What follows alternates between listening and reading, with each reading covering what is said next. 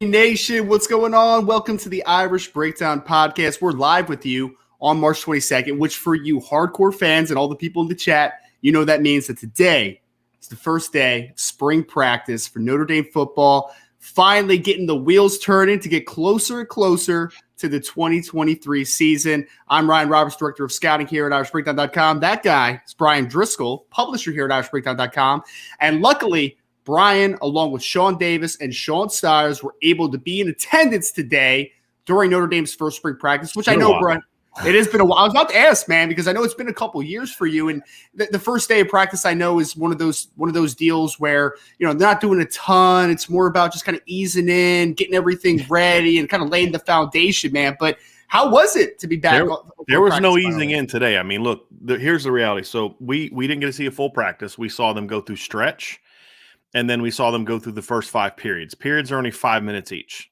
So we were able to go through that and watch that. I mean, look, you're not going to get a ton out of a practice like today. What I decided to do was focus just on the offense for the most part. I had some other observations on defense, not a ton. Focus on the offense. I'll focus on the defense on Saturday because the reality is when the first 2 or 3 periods were special teams.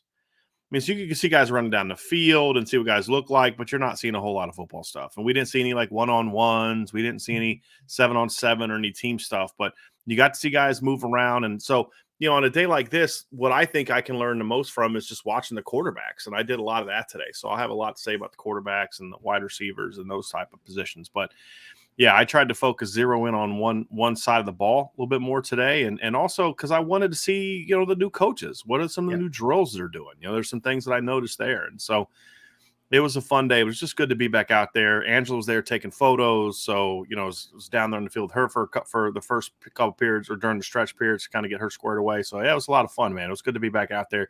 Good to be talking ball again. That's the big thing. I'm happy to be able to talk football. We have a lot of analysis, obviously, to work through today. Like Brian said, we're going to be talking about the skill position players today mostly. Like Brian said, he kind of focused on the quarterbacks, running backs, wide receivers, tight ends. The passing game is pretty much kind of what we're working with today. We're going to start off with a few coaching changes and some injury notes, roster movement, all that type of stuff. And then, as always, we're going to get into a mailbag during the second segment of the show. So if you have mailbag questions asking about the first practice, about observations, about Notre Dame football, about anything, you can kind of steer that conversation. So throw those in the chat. Get the MB in front of those so we can really, decipher easily what a mailbag question is in the chat, because we already have – Brian, before we started, we were already up to like 7 or 8 questions. Like, we know how the chat always works, man. But Brian, I think a good place to start with, you mentioned kind of working, watching the coaches and kind of seeing them in action. There were 2 new coaching changes, technically, of guys that were already coaches previously for Notre Dame. They have new titles next to their name now. So talking about Dylan McCullough, who was elevated to tagged with a running back coordinator position, or I'm sorry, running game coordinator position. And then on the defensive side of the ball, you had Mike Mickens, who is now the passing game coordinator on the defensive side of the ball. So, Brian, quick update on these 2 moves, and what should we make of this? What does this mean? What just should we know about, obviously, these new designations next to these 2 coaches? I think for both, there's a couple things in it, right? Number one is obviously they have more responsibility in some areas. It doesn't change it a ton. Like it'll have some changes for like Mike Mickens is the pass game coordinator, right? But not a ton. I mean, he's a lot of those things he was already doing. Now it's about really giving him that official title, allowing him to be even more involved in certain conversations with different things. And and I think that's the thing too, is kind of getting those guys both closer to their next step, which for Mike Mickens is a defensive coordinator job, whether that's at Notre Dame or whether that's somewhere else. And so I think this is one of those things that kind of helps him along, that he's not just a corners coach anymore. And same thing with Dylan McCullough, because I'll be honest, Ryan, if you go look around the country, you don't often see running back coaches getting hired as head coaches or coordinators. Lance Taylor was the exception to that rule, but he had coached receivers longer than he'd coached running backs, or as long as he'd coached running backs, and was a receivers coach in the NFL. He wasn't a running backs coach. But you see guys like Dylan McCullough and Tony Alford have really hard time getting head coaching opportunities or even coordinator opportunities because there's a stigma about being a running backs coach. And then you see the same thing with cornerback coaches. You don't see a lot of cornerback coaches get promoted to coordinators and defense and head coach. You're seeing that a little bit more. You're starting to see more DP coaches becoming cornerback coaches also that are becoming coordinators in the NFL, but we haven't seen that a lot in the college game.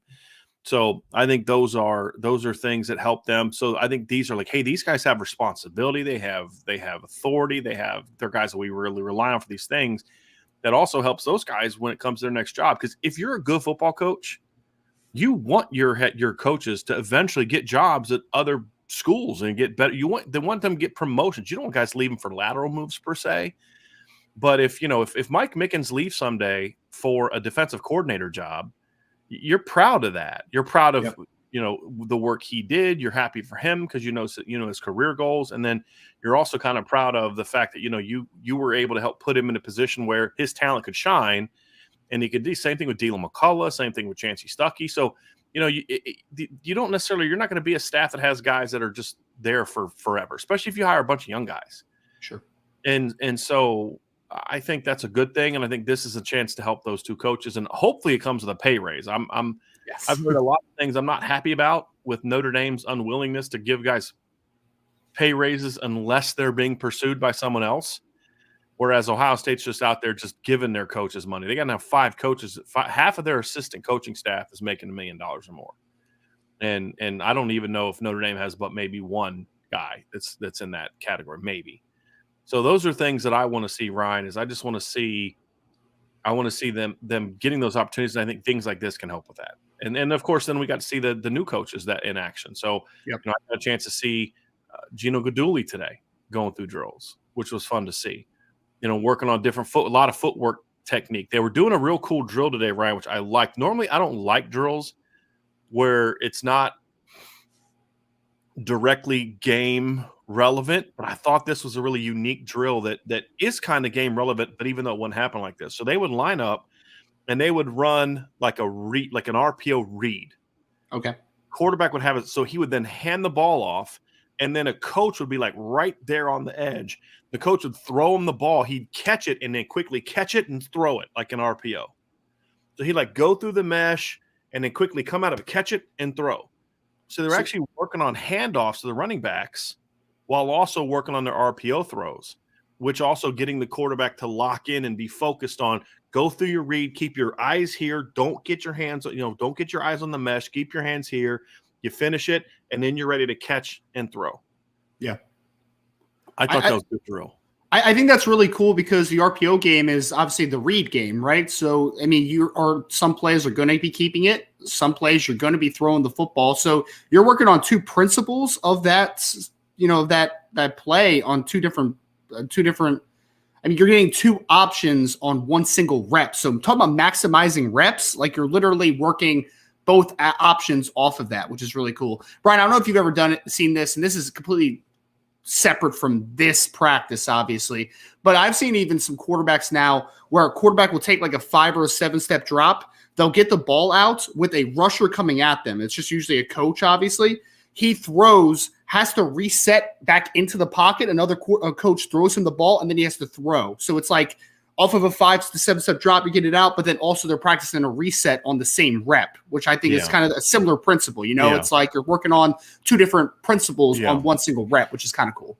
I don't know if I'd love that as much because then you're not really working on the proper technique to climb the pocket, where you're protecting the ball and getting the ball away from there. But I think those type of things I really like. So, you go through the mesh, you hit the RPO, you saw them go through drills where one thing I did as a quarterback's coach, and so obviously I'm biased. If you're doing something that I thought worked for me, then I'm going to like it. But I would have quarterbacks throw stationary, right? So you kind of lock your feet and you throw at different angles. So it's one thing to kind of stay straight on and I'm just working on throwing to you, right? That's fine. You're getting loose. But then stay square, and then there's a guy over here. So I got to then turn. I got to be square, but then I got to get my hips. I got to kind of cock my hips and then get that straight and then drive through guys over there. I got to really exaggerate that turn over here and make sure that I throw. And it's really about getting the ball out on different angles because you can't always set your feet to the target. Sometimes you've got to be able to do different things, and they did some of that stuff. I really like the drills that I saw them going through. The receiver drills were a lot like what we've seen in the past with Coach Stuckey really focusing on top ends and different things like that, which are good, which worked for him last year. Running back stuff was very similar, and those guys did a great job last year. A little bit of the O-line, we didn't see them do a ton, Ryan, but they were working a lot on double teams and getting to the second level, which, is very similar to what we saw before. So, again, for 5 periods, we saw like 2-3 individual periods. That's it. Yeah. But from what we saw, I like the stuff that we saw. Because I've been in Notre Dame practices before, and I'm like, does this guy, the previous receivers coach, I'm like, does this guy ever do anything different than what he, like every single day they do these stupid pipe drills, and it's just like you're not really making them better. You got to have some variety. I told you about when I watched Mike Sanford doing drills, I'm like, what in the flipping world is he doing? Like that, there's no game application to that whatsoever. I didn't see that today. A lot of tempo, working quick, getting a million reps. I mean, I thought that was good. So they did RVA, right? Routes versus air. And they would have 4 quarterbacks going with 4 different receivers, which was good. And here's the thing. We'll get into that later on, but that's the one kind of competitive type drill that we saw them do. And can we dispel this rumor? Because I see people talking about it in the chat. When Brian says he was working through the mesh, the quarterback speaking, Brian, this is not a slow mesh conversation. Yes, every handoff is a mesh. Every handoff is a mesh. It's the slow mesh that is the issue. Yes. Yes. Well, and Brian, I think another thing that we saw, you mentioned obviously the coaching changes as far as the new coaches coming in. You talked about the new coaching designations on, next to their job titles, right? Let's talk about the roster a little bit, because one thing that is always interesting, and we knew that there was going to be some movement in this department, because what was Notre Dame sitting at? Like 93 scholarship players going into the spring, about something 90, like that. Because some of the guys that came off the roster today, I didn't have on the roster anyway. Gotcha. We knew that they weren't going to be part of the team. But for the general people, obviously, yeah, they're still over. But for the general population out there that's been asking about how are you going to get down to 85? How are you going to get down to 85? For some people that maybe even had it a couple scholarships over than what you had at, we saw today there was a question during the press conference specifically about a couple players that weren't present during practice. So there was obviously some players that are now off of the Notre Dame roster. So can you fill us in as far as who those players are that are no longer on the Notre Dame roster? Yeah, so Will Schweitzer is a guy that we didn't have on our spring roster. Basically, we knew he wasn't going to be part of the spring roster. So he had a really serious medical condition around the Ohio State game last year. He kind of got into it a little bit. I'm not going to get into it any more than what he did. That's his medical history. It wasn't a football related thing. It wasn't like an injury. It was a really serious medical situation that happened outside of the football realm for Notre Dame. So he went through that, and it was always known he wasn't going to play anymore. It just was kind of like, let him do it when the time is right. That was going to be the big thing for him.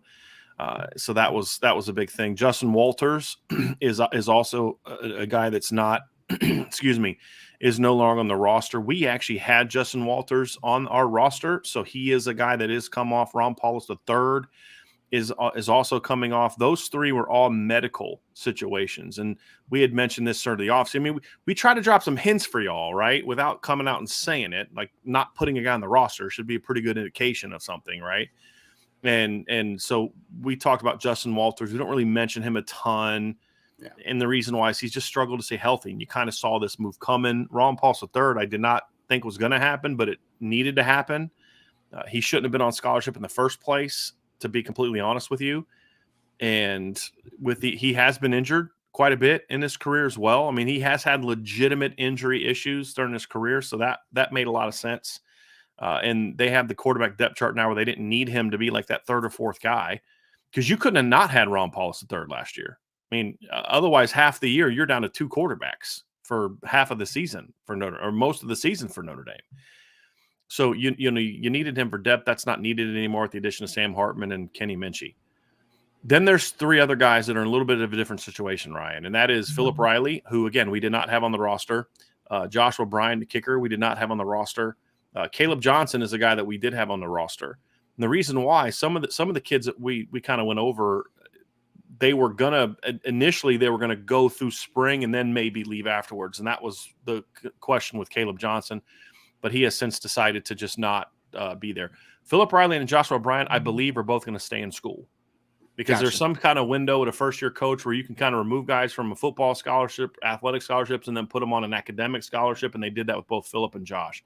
I don't know if that's what Caleb Johnson is doing or not. I'm not saying he is. I'm not saying he isn't. I genuinely do not know.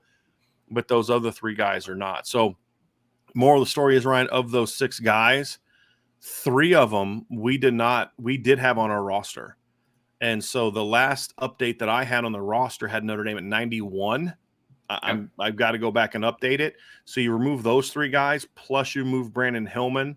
Now all of a sudden they're down to 87. So there's still only now 2 guys that they have to get down to get to 85. If they want to get another transfer in the portal, then they've got to get down to 3 more based on my last count. I'll update that later today, but that's where I was on my latest update. And it'll be interesting, obviously. I think, again, you like you said, this offseason we've been like sending out hints, right? Like we haven't talked about, Philip Riley at all this offseason. We haven't talked about Caleb Johnson. Like there was indication for that, right? Without saying it, we're just, trying to leave, a little bit of insight into because the problem is like, I don't want to, it's not my news to share. Yeah. But at the same time, I also don't want to lie when I know something's going to happen. I don't want to talk about, Caleb Johnson being in the mix when I know he's not going to be, or I don't want to talk about Philip Riley being in the mix when I know he's not going to be. I also don't want to go out there and take his moment away. So it can be a little bit of a tricky situation. That's why sometimes people just, Brian's pretty thorough and is pretty good at this. And he's gone like 5 shows in a row and he hasn't talked about this kid. There must be a reason why. Otherwise he would say it if there was a reason why, and he could say it, he would say it. Yeah. Just sometimes, take a hint, and then when the time is right, we'll be able to explain kind of what's going on. So that's the deal with those guys. And then the last bit of player news before we get into what you saw on the field today. Obviously, Marcus Freeman was asked at the press conference about some players that are injured currently in their situation. So I know that there's some players that are out for the spring. There are a couple others that are in limited basis this spring, but just give us a quick update on what the injuries are and what we should expect for some of these guys. Most of the guys out, we knew that they were going to be out. We knew that Raritan wasn't going to be. I mean, we assumed Raritan wasn't going to be there this spring. He's officially out. Kevin Bauman's out. Adon Schuler's out. We knew that. The guy that was out that I was bummed by was Devin Houston. He announced that he won't be practicing this spring. That's a big loss. I was not aware of that. I don't know if that happened recently. I'm not sure of when that happened, but he has a shoulder injury. So that was very disappointing because I was hoping that he would get a chance this spring to push some people and maybe have a chance to go play. So that was certainly a bummer to see. Yeah, it sure was, man. I feel so bad for those kids too. I mean, especially like you said, I mean, Devin Houston had an opportunity this spring, with what the interior defensive line looks like right now. There's some uncertainty as far as what the rotation is going to look like. So, I mean, you feel bad for any kid that's not able to participate. Right. I feel bad for Don Schuler and everybody else that isn't able to, Kevin Bauman has obviously had a spring of injuries that you just feel terrible for. And then Eli Raritan, obviously with the back-to-back ACL tears. It's that is the worst part and the most unfortunate part of these conversations is the guys that just aren't able to compete with their team, obviously. There were 3 guys also that are going to be limited during the spring. He said that Jadarian Price is going to be limited. I did not see Jadarian going through running back drills. He switched his number from 24 to 21. I'm not saying he didn't go through running back drills. I'm just saying I didn't see him out there. So if he was getting reps, he wasn't getting a ton of reps. Cam Hart was going through everything today, but he's going to be limited. So it's what we thought Ryan was going to happen. We thought he would be, and he wouldn't be doing contact, and that's what they said. So I imagine he's going to be going through individual and doing certain things. He just won't be doing contact stuff. Thomas Harper's also non-contact. The transfer from Oklahoma State, that was a disappointing, but not overly shocking because he had the shoulder injury that cost him the end of his season at Oklahoma State last year. And then obviously Jadarian Price. So if Jadarian Price is out there this spring but limited, that's a good sign. That's a good sign. And there was a bunch of number changes, Ryan, which I thought was strange. Like they doubled up a ton of the single-digit numbers, which Like, I get it, but that's going to start getting a little bit problematic when you start getting into like special teams and stuff like that, which is that's going to be a little weird. So I'm very curious how they're going to handle all that stuff. Can I before we go through a couple of those number changes, Brian? Can I tell you my favorite number change that I saw today? Deion Colsey rocking the 0, baby. That is going to be fun. But so did Xavier Watts. I was like, what? I don't get that. Agent 0, buddy. I mean, I love it. I really like it. I mean, I think got 2 of them now. Yeah.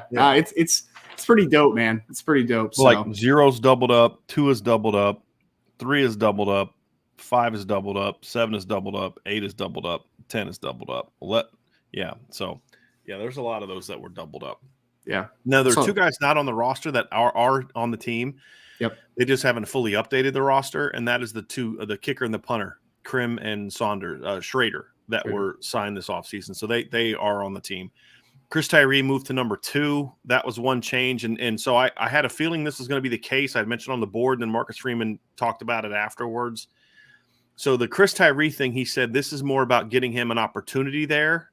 They know he can play running back. So I think he's going to play a bit of a hybrid role, which is not far off from what we've talked about. I don't think this is going to be a full-time, he's a slot guy, but he needs more work there than he does taking inside zone handoffs or duo handoffs like he did today. He moves to number 2. Well, someone said, Brian, and I know we'll probably talk more about it when we get to the running back, wide receiver section of the podcast, right? But it's an interesting comparison. Someone in the chat had said, like, he's the Percy Harvin for this team. And it's like, that's an interesting like Deebo Samuel. I think Deebo Samuel would probably be a little bit more similar. Yeah. Just because Deebo was like a running back at times, the way they use him. I mean, there were games he leads them in rushing, correct, for the Niners, correct? I mean, he gets sweeps and, I mean, legitimate handoffs. And I've seen games where he's led them in rushing. I think it'd probably be more like that as opposed to like with Percy. Percy would just get like jet sweeps and stuff like in reverses, right? If I remember correctly. At least I'm in college football. It was that way. Yeah. So, that's something. It'll be interesting to see how that plays out. But you had Tobias Merriweather's back to 5, which was his high school number, so that was cool to see. You have Jaden Mickey's to number 7 now. Jadarian Price went from 20 to 24. Tyson Ford went from 98 to 95. So those are the numbers that I noticed. We also have an article out, Ryan, on irishbreakdown.com updating all this stuff, and then I put the freshman and newcomer numbers. I'm not going through all those right now. But you can go through and see those as well. Number 1, Javonte Jean-Baptiste is number 1. I'll say that. So that whole stupid not giving anybody the number 1 jersey thing is gone.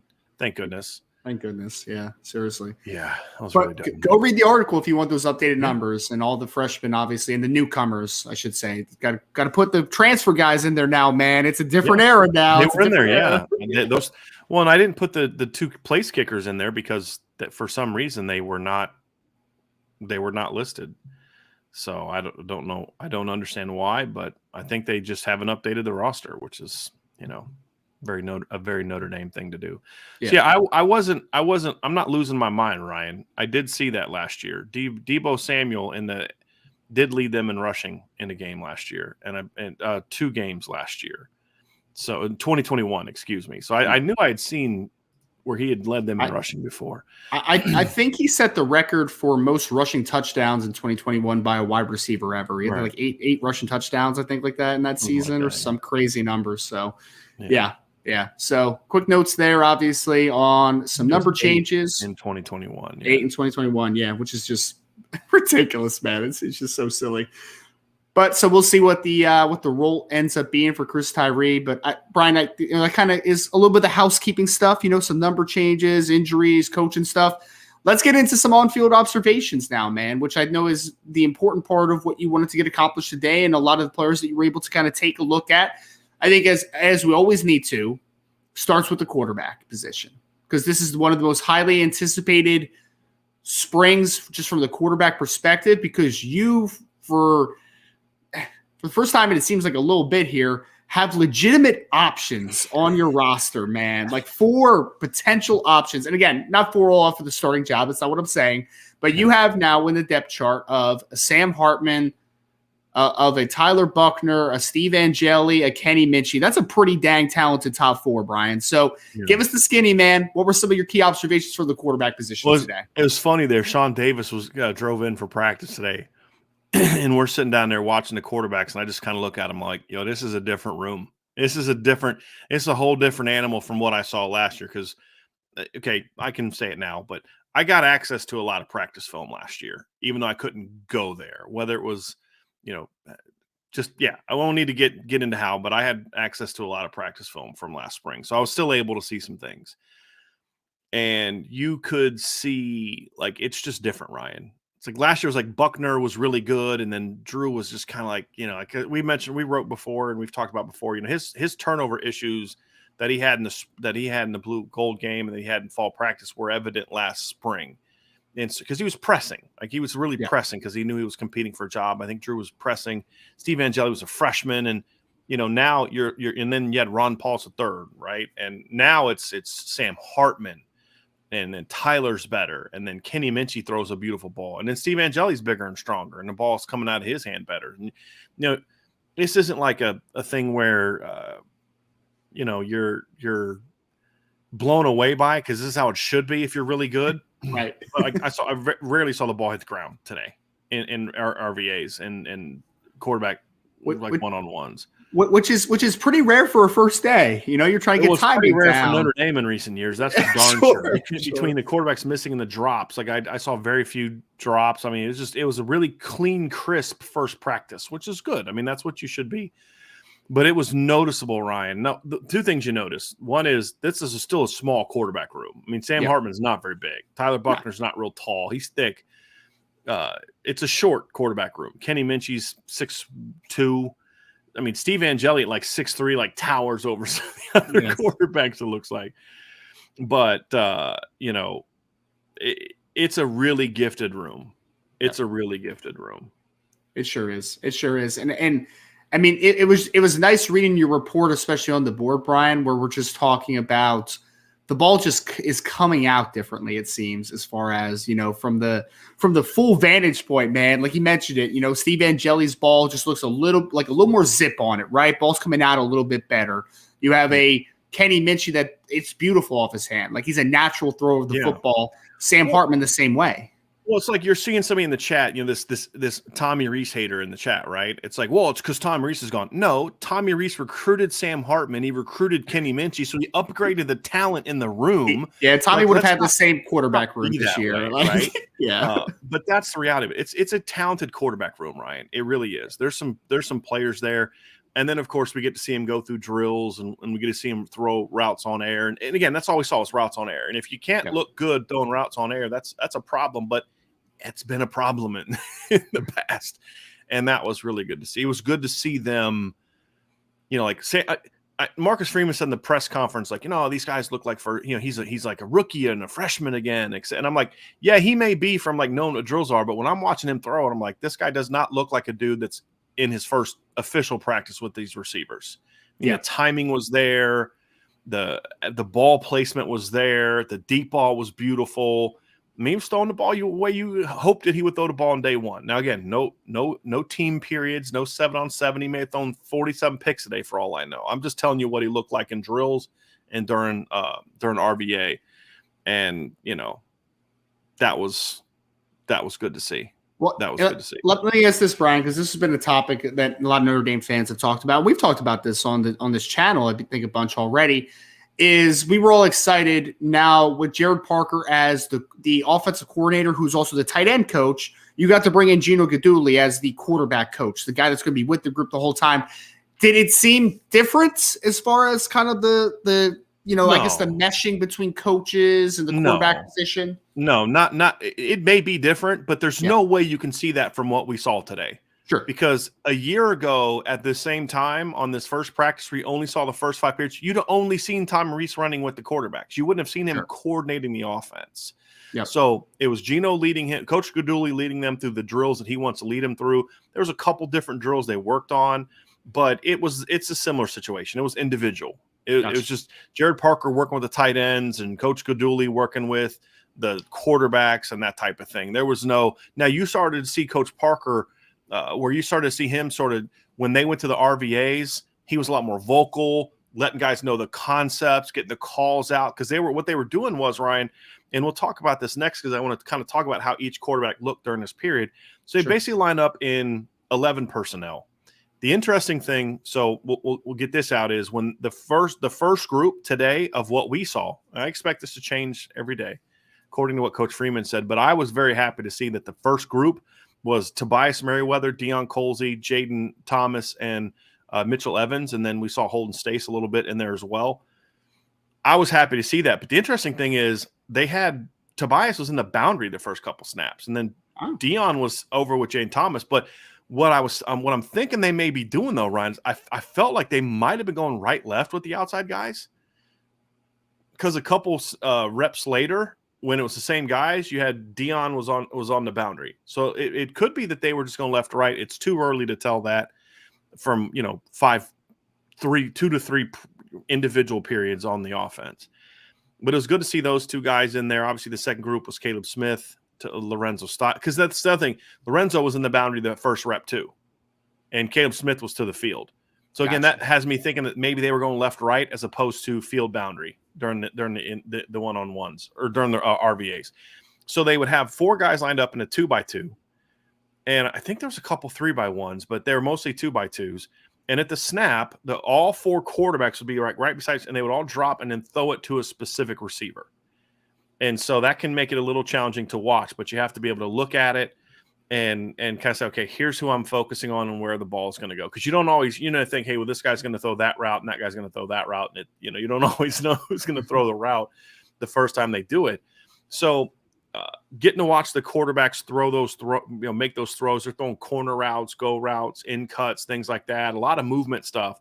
Couple stop routes, but you could tell they were really emphasizing getting the stop throws out quickly. So like they wanted the receivers turning around and bam, the ball's in their face. So I was happy with what I saw from there. But the thing that we'll get into each quarterback, Ryan. But the thing that I saw overall is there was just a lot of precision in this. Guys fast into their routes, guys catching the ball. There was balls that weren't even like great ball placement on RVA. Like, hey man, get the ball down, right? Like, ball's way up here, but Deion and Tobias just snatching it. Jaden Thomas looked just like Jaden Thomas. They look like a little bit more slimmed down version of it. We'll get into, but that was the thing, is there's a lot of precision today. They didn't look like a first practice with the balls on the ground because that can be one of the most maddening first couple day practices. You're just like, why is the ball, guys? We're not going against the defense. Why is the ball on the ground? You're on air. Why do I keep seeing the ball on the ground? We're not this. If you can't do this, it's a problem. But you see that constantly.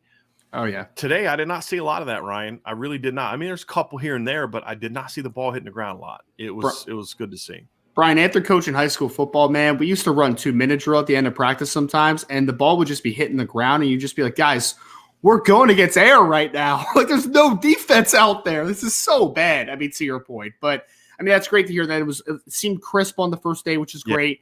Let's dive into each one of these quarterbacks. Part of that, too, is people going to say, what's the coaching? That's part of it, but you can tell these guys have been doing this a lot together. You don't just go out there, draw up the drill right before the first practice, go out there, and it's that crisp. You can tell that these receivers and these quarterbacks have been working on this stuff together this whole offseason, and that's an important part of this too. But what it speaks to also, Ryan, is what you and I have been talking about for a while. This is a really talented couple of rooms. Yeah. The quarterback room is really talented now. The receiver room is really talented now. And you're seeing that. You're seeing that now. And so that factors into it as well. And yes, I have confidence in Gino Guidugli as a football coach. I have confidence in Chancey Stuckey as a football coach. They're going to continue to make those guys better. So that was fun to see. Talent plus good coaching is always a fun thing for me to see. It really is. And can we just focus on praising what we saw today and not making this about bashing somebody else? Can we be better than that? Can we just focus on this team? Right? I don't care to talk about Alabama's offensive coordinator. It's the thing of the past. Let's talk about this team and not get into the petty, let's take a shot, or what it would have. I have no clue what it would have looked like. Yeah. Just focus on this, right? This quarterback room looks the way it does in large part because of the work that Tommy Rees did. How about we just say, hey, thanks, coach. Best of luck at Alabama, and move forward with the guys they have, right? Because I guarantee you Gino Guidugli's doing that. Hey, thanks, Tommy. Appreciate you because you left me a pretty good room. And now it's his job to get the most out of that group. And you know, it was a fun first day. Now I promise you, Ryan, there'll be a practice in 3 days where you're just like, good Lord, they didn't complete half their passes on RV. That's always part of it. It was just nice to see them come out there today and be crisp. For sure. And I know we're all obviously very anxious and we're just ready for this to come, right? This day to finally come, the first day of spring ball. Well, let's talk about a guy that most people were most excited about probably coming into the first day, Brian. And that is, of course, Sam Hartman, former Wake Forest quarterback, 110 career touchdown passes. I know Coach Freeman joked in his press conference about this is Sam's sixth spring, right? So he's pretty used to the spring practice, but it is his first one, obviously, at the University of Notre Dame. What were your initial impressions and observations from day one with Sam Hartman? Well, I'll be honest with you, Ryan, I was a little surprised by how – and by the way, he's a 6-year senior, but he's only 23. It's not 26, right? Like, you know. But I was surprised how on the same page he was with the receivers. Again, this is during RVA. It may have been different during team. But during RVA, I mean, the timing was crisp, Ryan. He's hitting guys out of breaks. The ball placement was really good during individual. It was also really good during RVA. I thought the ball was jumping out of his hand. You know, there's some throws that you get to see him. I mean, you see him on film, and you know he can make a throw, but then there's just the lower perspective of being down closer to the field, watching him. Because I was down on the field at times, not on the field, but like on the sideline. Where Ange was taking photos and stuff, just to kind of see a little bit up close. Want to measure, you know, see some guys up close and see what they look like and that type of thing. But also watch the quarterback spin it a little bit, and you see it jumps out. I mean, he doesn't have like a bazooka for an arm as we've talked about, but the ball comes out really nice. It comes out with a lot of revolutions, which is going to lead to a lot of spirals. That's really important for weather games. Yes, it's to have a really tight, you know, really like if it's what I mean by tight, like it's really tight spin. Right. And it's whatever you're doing, whether it's a fastball, whether it's throwing a football, if it's not a real tight revolutions, then it still may be hard, but it's going to be a lot less wind resistant. It's just physics. And so you watch the ball and it really spins out of his hand and you could just see it covering a lot of ground. He's throwing like kind of far hash out cuts, just hitting guys right on the money with room to the sideline, not leading them all the way to the sideline. And the deep ball was on point. I mean, Ryan, he was just dropping it, just outside shoulder dropping it, which, again, is something he came in with a reputation for. But just to see him do it. And the thing I like, too, Ryan, is he gets air on the ball, but it's not like floated. It gets up and gets down in a hurry. Yeah. And so, you know, you're like, man, this ball is going to, like, because, like, they're throwing from, like, the 40-yard line. And there's a couple where he let it go. It seemed like maybe a little late. You're like, man, he's going to lead this guy to the end zone. And it hits a guy like 2 yards in because that sucker gets up and down in a hurry. That's indicative of a guy that's really – the revolutions are really spinning because cutting through the air really quickly. And I was impressed with what I saw from him, Ryan. Just looked comfortable. He looked – I mean, you expect it, but I kind of expected maybe a little bit more rustiness than I saw today. Now, we may have seen that during team because Coach Freeman is speaking about what he saw the entire practice. Sure. I'm just saying what we saw during those drill periods. And he spun it pretty good. Yeah, and Coach Freeman in the press conference talked a little bit about, you know, like there was some moments during practice where Sam's just getting used to the routine a little bit, right? It's like, oh, what's this drill? Like, where am I supposed to be going now? And just kind of the general flow of practice. So, you know, that stuff is to be expected, obviously, on day one, but it's a great thing to hear that obviously he looked the part coming over with his resume that he built at Wake Forest. So can we talk about Tyler Buchner next? Sure, of course. Obviously, starting quarterback last year, lost during the second game, and then came back for the bowl game, had five total touchdowns in that bowl victory over South Carolina.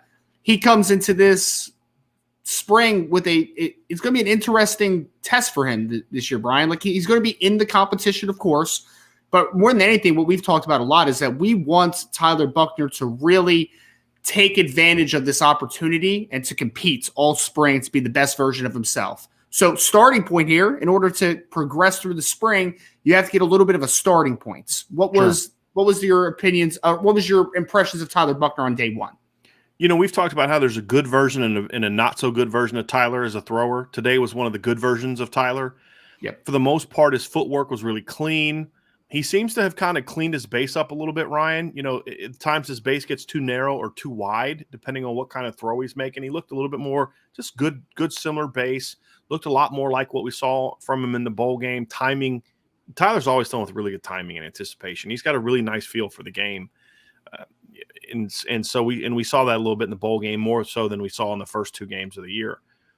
Accuracy was good. Timing was really good. He looks like he's getting a little bit more zip on the ball this year. The throwing motion is similar. It almost looked like it was maybe up a little bit more, Ryan, when it's thrown from the pocket, which is so a little bit less of here, a little bit more here on the throw. I have to go back and kind of watch it again just to kind of get a better feel from it. His ball placement isn't quite as sharp as Sam Hartman's, which I never expect it to be. That's just a nature of kind of the difference in how he throws. And there were still a couple times, not so much during RVA, Ryan. He was pretty sharp during RVA. RVA's routes versus air. So that's just so you all understand. I don't have to keep saying routes versus air. So you all now know what RVA means. But during the RVA period, Ryan, he was pretty sharp. But during individual drills and during some of the, like when they were working on the mesh drills, he'll still get on the back of his feet a little bit, because you want to be kind of on the, have a balance. You don't want to be too on your toes. You don't want to be on your heels. You want to kind of be on the balls of your feet. You don't want to be flat-footed. So be on the balls of your feet when you're stepping to throw. A couple times when Tyler's running quick, when he does his turn motion, he'll just kind of naturally get back on his heels, Ryan, and never transition the weight back forward. And when he does that, it just causes his arm to dip a little bit and the ball be high.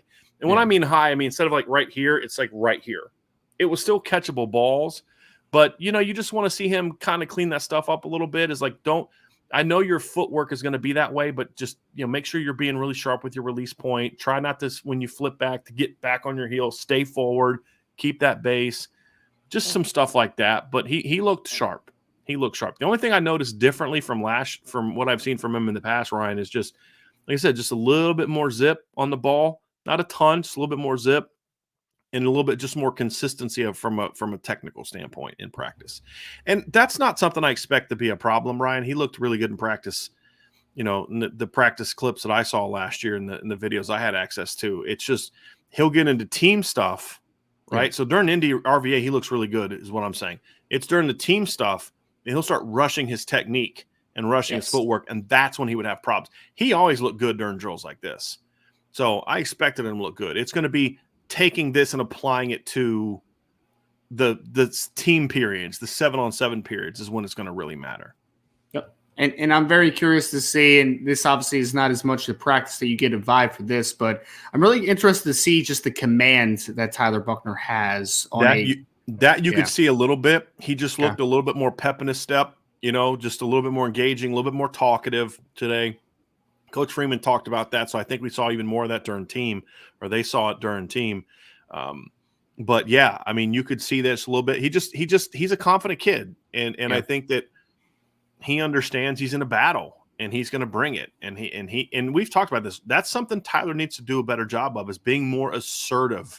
Yes, Ryan. That's definitely something he needs to do a better job. Outwardly confident, not inwardly confident, right? Because I do think that Tyler Buchner has always been a confident kid. It's just about that quarterbacks have a presence about them, right? It's like even the guys like Peyton Manning never changed the motions ever, right? But there was like presence about him.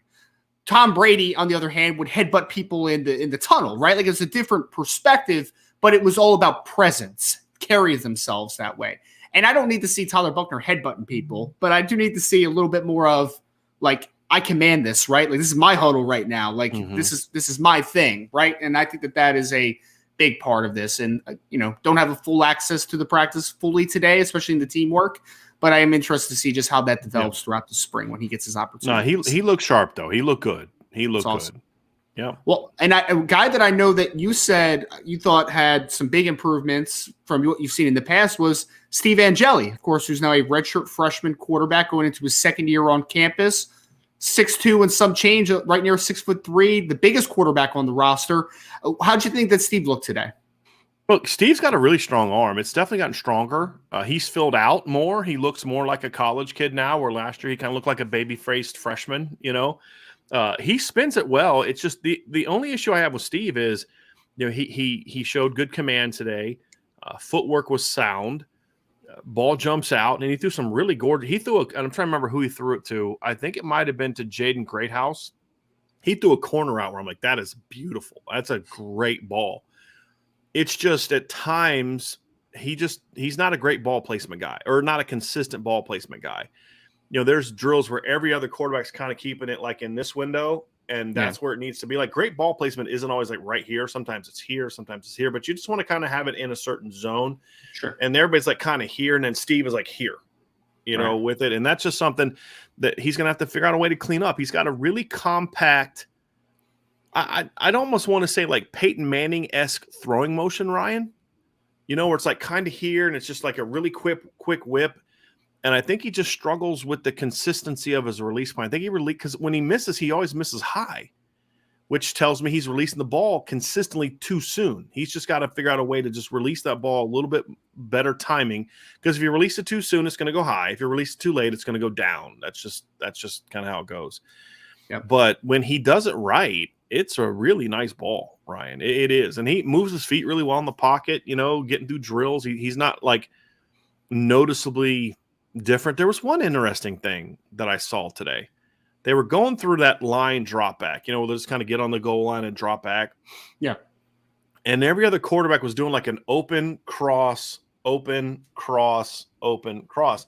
He wasn't. He was kind of doing like a scissors. You know what I'm talking about, Ryan? Like see the guys where like scissors go like this. They don't cross. Oh yeah. It was kind of doing like that. I was like, well, that's interesting. It's almost like a shuffle to like a heel click almost. Yeah. Got it. Yeah. And but he wasn't corrected on it. So I just think maybe that's something he's comfortable with. Maybe, I don't know. It was interesting. Is that a longer leg thing? Like I'm kind of, I don't know. Through my mind not like that longer legged. It's not like he's Dan McGuire or anything like this. Yeah, exactly. Oh yeah, Dan McGuire was like 6'8" out of San Diego State. I think it wasn't him and Brock Osweiler, the two tallest quarterbacks ever. I think they might be the only two quarterbacks ever that measured in at 6'8", if I remember correctly. It's some wild number like that. There, didn't make any sense. But and that was Mark McGuire's brother, correct? He was 6'8". Him and Brock Osweiler were both 6'8". I think Peyton Lynch was like 6'7", right? He was 6'7". Yeah, he was like 6'7" and an eighth or something. Yeah, they were. Yeah, they were. But that's interesting, man. None of them were any good, but yes, they were big. That's interesting because I think, Brian, like if you just had a observer that had no understanding of the Notre Dame quarterback room, if you just dropped them in and just said, walk past the quarterback room and tell me which one you think is the guy, a lot of people would look at Steve Angeli before, like not doing drills, just like physically, right? He's the tallest. Yeah. He's filling out. He's got kind of that look to him. So that's good to hear, though, that the ball seemed to jump off a little bit more, a little more consistent. Like, that's great to hear for obvious maturation. Yeah, he's just really going to have to improve his ball placement. That's my big thing. Is like, because that's a big part of being a good quarterback is just, and that was always my concern for him, Ryan, was always just, is he going to be able to throw the ball just with the kind of accuracy and touch that you need? That was always a big question mark for me. One guy that I watched in high school a lot that I did not have too much question of his accuracy or his touch was Kenny Minchy, obviously coming out of Tennessee in the 2023 recruiting class. He's been dealing a little bit, Brian, for people that haven't been following, he's been dealing with a little bit of a shoulder injury that cost him some portions of his senior year. From what I saw you write, it sounds like he looked pretty good throwing the football for a first day. Yeah, he did. I mean, the ball doesn't jump out the same with Kenny as it did the other guys because he's still coming back from – he's still a little limited. He's still in a bit of a pitch count because of this injured shoulder. He hurt his throwing – he dislocated his throwing shoulder during the season. Yeah. So he's missed a lot of the weight room work that these other guys have had since January. He's missed some of the drill work that they've had. And so you could see at times where he was rushing his technique. He was rushing his throws, trying to get the ball out quick. He's got a really quick release. But, man, when he does it right, Ryan, and he did it right more often than not, the ball comes out really nicely. I mean, Sean and I were sitting there, and I was like, okay, let me see. Because I knew – because then what they did on that drill on RBA, Ryan, is they switch spots. So, like, he'll be here. The quarterback then moves to the next guy, moves to the next guy, moves to the next guy. I knew that Kenny was lined up because they'd gone through it a couple times. I knew Kenny was lined up to throw the middle of the field, 10-yard out cut. I was like, okay, let's see what he can do here. And he got that sucker out there, just a very little bit of arc, and got over there with good speed, good velocity. And I was like, okay, yeah, he can make that throw. He can make that throw. Threw a couple nice corner routes. He throws a really pretty deep ball, real nice touch on it. So he looked good. Again, first practice, we didn't see him a ton, but he spins it really well. And I've heard great things about him, which we expect, Ryan, from just how quickly he's adapted into the room, and just how quickly he's been able to pick things up. Well, that's one thing that Coach Gaduli said when he was introduced. I remember, when he was introduced along with the other newcomers, was he talked a lot about just how impressed he was with Kenny Minchy and the ability to retain information, which is obviously a huge part of the quarterback position. So as he gets, further along from his recovery from the shoulder injury, it'll be nice to see how much jump that he takes during the spring. Obviously, he keeps getting stronger, keeps getting better, retaining that information. And man. So, but it's good for him regardless to be in for his first spring, right? Like that's a great thing to be around those quarterbacks, to be around Sam, to be around Tyler, around Steve, and to really get that jump start and retaining information. So good to hear about Kenny. Wide receivers, Brian, wide receivers. I know you have a lot of thoughts here. I was very honest here. I was very happy to read your report of the wide receiver room, man. You talked about it a little bit. I know exactly why. You talked about it a little bit, man. You did, but there was a lot of crispness, it seems, in that receiver room today. I guess let's start with some of the veterans, right? So maybe we can even start veterans. I love how we use that word, veterans. The junior class, all right? The junior class. Junior class, of course, being Deion Colzie, Lorenzo Styles, Jaden Thomas. Okay, so you already mentioned two guys were playing majority on the outside. Jaden was playing on the inside. I guess let's start with Deion Colzie, if we can, Brian. What did you see from Deion today during practice? Big boy. I mean, he's still a guy that every couple reps you're just like, man, I want to see you really go after it. You'll see in certain drills he's just kind of going through, getting his work in, and then other guys are like, man, just really popping it off, and you just want to see that a little bit more of that from him. But caught the ball very well today. His routes are clean. They were clean. I wouldn't call them like super crisp, but Deion's 6'5", 215. He's not going to be a guy that's, looking like Cooper Kupp out there, right? Sure. But he was clean, and that's what you want. Crisp is what you want to see from a shorter guy. You want to see like a skinnier guy. You want to see Lorenzo really crisp. That means bam, quickly 1-2 getting out of there.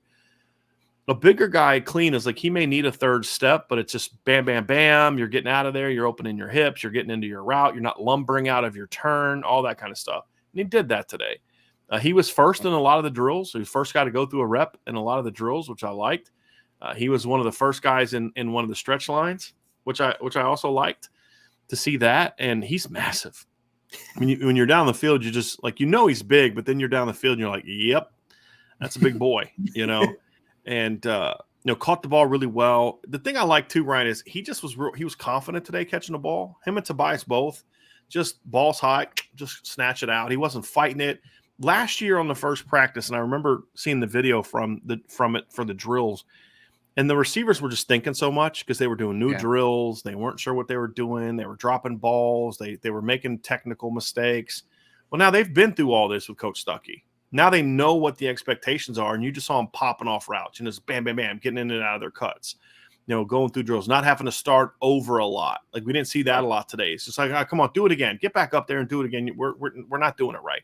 That's because they've now been through this with him now. Sure. And again, they were, not every ball from the quarterback was perfect. Several were definitely not perfect, but a couple out cuts that you're throwing to Deion and you're like, that's a little high, or that's maybe a little too far out in front of him. And he's just like, go gadget arms, and he goes out and gets it. So that was good to see. That was very good to see. It's really nice to see that he's healthy too. Because I remember last year for the first practice, I believe he was in a red jersey last year, right? So he was a little bit limited, I think, with maybe a non-contact type of thing early on in spring last year. So nice to see Deion obviously back and healthy and looking more confident for sure. One guy, Brian, that I was really interested to ask you about, because I know Coach Freeman talked about it, and I know you talked about it in your practice report, but it sounds like Jaden Thomas, who ended the season this past year as arguably the team's best receiver. He was playing great down the stretch. Sounds like he physically looked really good today, just from a body type perspective. Sounds like he's been putting in work this offseason. Like he's still a big kid. He's still a thick kid. But last year, he was big, but I wouldn't necessarily call him incredibly defined. Sure. He just looked a little bit more chiseled a little bit more lean. That weight was good. It was a good lean weight now than what I saw last year. And of course, during drills, I mean, he was exactly what, crisping his routes and catching the ball with ease, and a little bit more vocal, I think, from Jaden this year than what we saw last year. Obviously, kind of stepping into that. Hey, dude, like, you're the leading dude now, man. Like, you may not be the veteran per se. Caleb Smith is that, but he's a new guy. You've got to be one of those guys that shows a little bit of leadership out there, and we saw a little bit of that from him today. So I liked what I saw from Jaden. I thought Tobias was good. Tobias is still at times in the drills just like, okay, you went a step too far, because you're supposed to go 5 and turn, or, but he knows what he's doing. It's just hey, lock in, right? Like, lock in on this drill, but that's where the current juniors were last year, sophomores, right? It was still kind of getting to that point.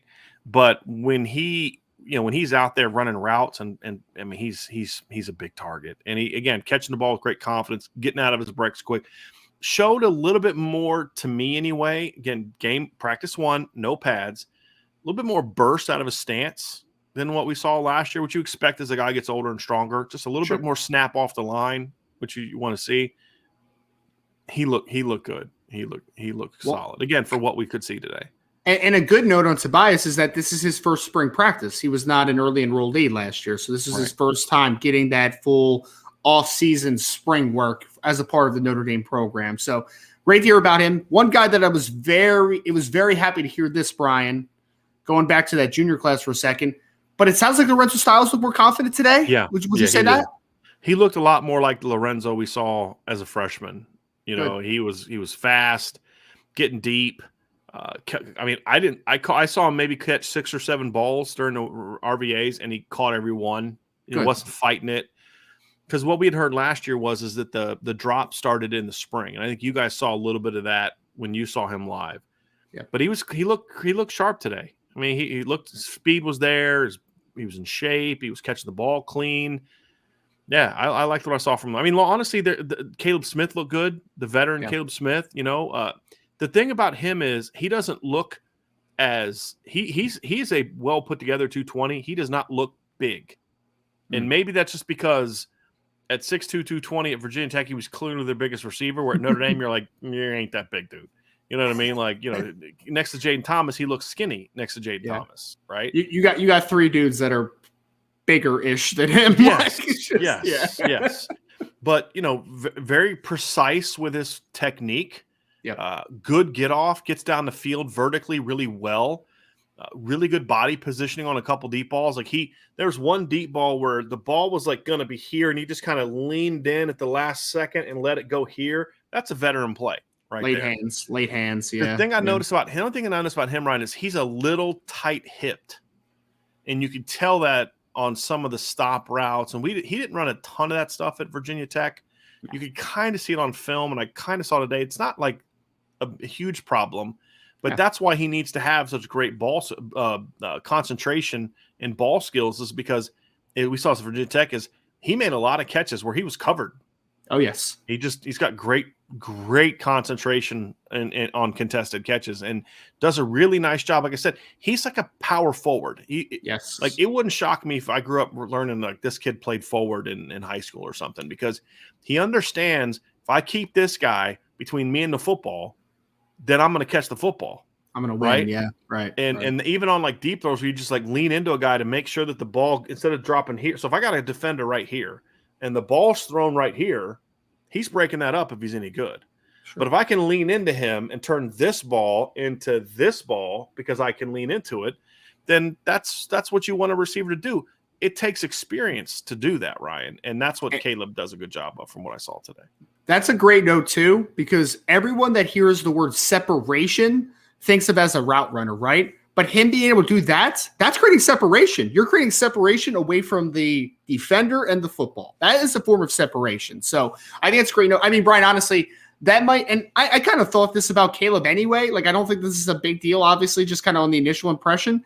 I thought Caleb Smith is kind of a limited route tree guy, right? Like, I'm not going to ask him to run a ton of in-breaking stuff, and like, I'm going to ask him to stay on a vertical plane most of the time, which is I'm fine. not asking him to run a lot of post curls, stuff that, double moves, a lot of China routes, a lot of pivot routes. I'm not asking him to do a lot of that stuff. He's a comeback, go, slant guy. Like that's what he is, man. I mean, There's nothing wrong with he that. can do that stuff against zone. You can have him run all that stuff against zone. You're just not going to say, hey, man, you've got this guy playing you man-to-man. Let's hit him with a post curl because you're just bam, bam, in and out of your cuts. That's just not who he is. Exactly.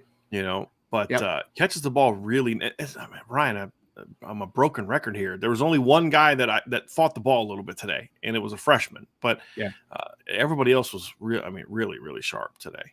Well, let's move to the freshmen. Some of the early enrollees. We have 3 early enrollee freshmen, Jaden Greathouse, Rico Flores Jr., and Braylon James. Couple nice reviews of the freshmen for first day as far as I saw from your report, Brian. I guess let's start with Jaden Greathouse and work our way down a little bit. So Jaden Greathouse, again, he has kind of that physically put together body. Still, people that saw him at Austin Westlake, this is a very physically imposing kid as far as his style of play. What did you see from Jaden on the first? He looks small. I mean, he's one of the bigger receivers. He's 6'1", 200 pounds is what he's listed as. He might be a little bit bigger than that. So maybe 6'1.5" and over 200 pounds. But when you stand next to Deion Colsey and Tobias and Caleb Smith and Jaden Thomas, and you're like, he ain't that big. He looks closer to Lorenzo Styles than he does those guys. But what you saw, Ryan, is a really confident kid. You can just tell a guy, I've always kind of said this before, like, when you're at a club, right, and there's that really loudmouth dude that just won't shut up and he's just really obnoxious, like that dude is not someone I'm scared of, right? That guy's just a clown. He's trying to like, scare you off with his mouth because he doesn't want any smoke from you. Like exactly. Yeah. It's that guy that you say something to and he just looks at you and starts walking at you. You're like, oh crap. Uh-oh, I messed with the wrong dude. Just that confidence, just the way he walks, the way he presents himself. Him and Rico both have that. Yeah. And Braylon has that too to a degree, but the difference is they know what they're doing. Right. They did not look like freshmen going through drills. They did not look like freshmen running routes, and that's the best compliment you can give a freshman receiver. What's the best compliment you can give? Doesn't look like a freshman. Doesn't look out of place. Like Rico had this one catch on the sideline, Ryan, where he's running an out cut on a practice field he's never had an official practice on. They've done work on there. He just reaches out and extends an out cut. It was just a little too far, and then double taps his feet on the sideline to get it in. And then as he's falling, he rolls his shoulders, which is so smart. Yeah, I'm like, dude, that's not a freshman play right there. Securing the catch and getting away from the ground. Like we would literally teach that when I was in college, Ryan. Yeah. Like if you're catching and falling, you always roll the ball away. But we would also do it where if you go down and catch a ball low, you catch and you tuck and roll, as best you can. And you're seeing Rico do that. And you're seeing him just really crisp getting in and out of breaks. And Jalen was really smooth. Rico's crisp. Rico snaps him off. Jaden's more smooth getting in and out of routes. You know what I mean? Like you could see a difference in them. They're not like, twins, but they're both good at getting out of breaks. Right. And the other thing they were doing today, Ryan, which I liked from young guys, is a lot of young guys, when they make corner routes or out cuts, they'll either like bubble the corner. So it's like stick and get to your landmark, right? Like on straight path. Well, some young guys will get that stick and they'll kind of bubble out and then have to work back to their landmark, or out cuts. It's like you snap that thing at 10, it's 10 to 12, back to 10. Right? Because on a speed cut, you can't directly speed cut laterally. I mean, I don't know if there's a human on the planet that can do that on a speed cut. The speed cut is just one cut and like a rollout. It's not a double tap, get out of it, right? But on a speed cut where he's kind of working outside, they were both really sharp, right? Like they didn't have that, because sometimes, you say 10 to 12 back to 10, meaning like make your break at 10, you have that slight bubble, and then you work back downhill because you don't want to drift upfield on an out cut because that allows the defender to undercut you and pick that pass off. They were both really sharp with that because a lot of times it'll be like 10 to 14 back to 12. And that's not really you wanted to be. They were sharp getting out of their cuts, Ryan, and I was really impressed by that. To see two freshmen like that, really just clean and precision and catching the ball confidently, that they were impressive. Braylon, the last freshman, he is very explosive, like very explosive. it's just kind of what we thought with him, Ryan. He's just not as advanced as those other kids are. Like you could see he dropped the ball today. He was one of the few drops we had. And it was simply he just didn't play the ball well in the air because you could tell you can tell when a guy's running a route when he's thinking about the route. Where Jaden and Rico are just like, okay, I've done this a million times. Where Braden's like, oh, a corner route. I don't know if I've ever run one of those before. Like, I don't remember ever seeing Braden and James run a corner route in a game, right?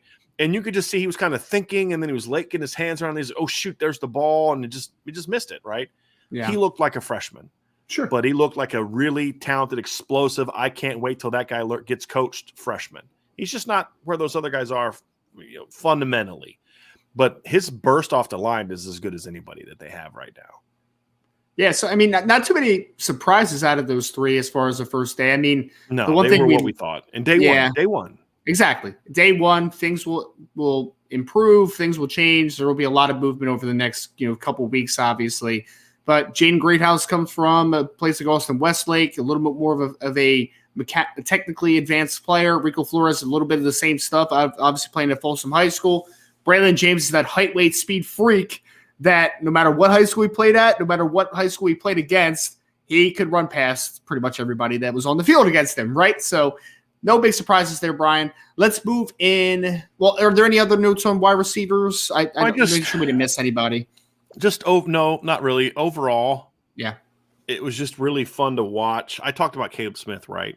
Yes, you did. Overall, It was just really fun to watch to see where the quarterback and running receiver room is compared to last year. I mean, that's the big thing for me is it's just a really talented room. It's a big group. Because remember we were talking about like size being a bit of an issue and you bring Caleb Smith in and then Jaden Thomas steps up and you've got Dion and Tobias now and then you add Jaden. You're Brad Jaden Greathouse. You're like, yeah, he's not that big. It's like, because you're seeing against all these twin towers, but you just like what you see from them and just the feel. But they're 8-9 deep, Ryan, and just good football players there. They're 4 deep in quarterbacks that can just spin the rock. I mean, and that's what kind of gets you excited. You hope you see it in day one, but we also are warning people like, hey, they may not be sharp early on. It's a new staff, new quarterback, and all that. But they were pretty sharp. Again, in this period, they may not have been sharp in team, but in this period at least, they were pretty sharp. For what you had the opportunity to watch, they looked very sharp today, which is a great thing to see. And I mean, like you said, man, the depth of those two rooms just from one spring to the next is bonkers. Yeah. Imagine that. You actually have a 2 deep at receiver, 2 deep plus a receiver now. Imagine that. That. They were at like 4 or 5 last year wide receiver, and it was just like, this isn't great. This isn't great. And then one of them was Deion Colsey, who was limited during a lot of the spring with like a red penny. Exactly. Exactly. Tight ends. There was a tight end's name that I saw early on in your piece that I really wanted to hit on, which I thought was super interesting. There was a couple of nice notes on a couple different guys, but I wanted to actually start with Holden Stace here, who's the sophomore, more of kind of your flex tight end, can move around a little bit, play in different spots. He played a little bit as played a decent amount as a freshman, out of necessity a little bit. But Brian, it sounds like he looked pretty good on day one as far as Holden Stace. Just take out how he performed, right? Like route running and catching and all that, which looked good. He looked different.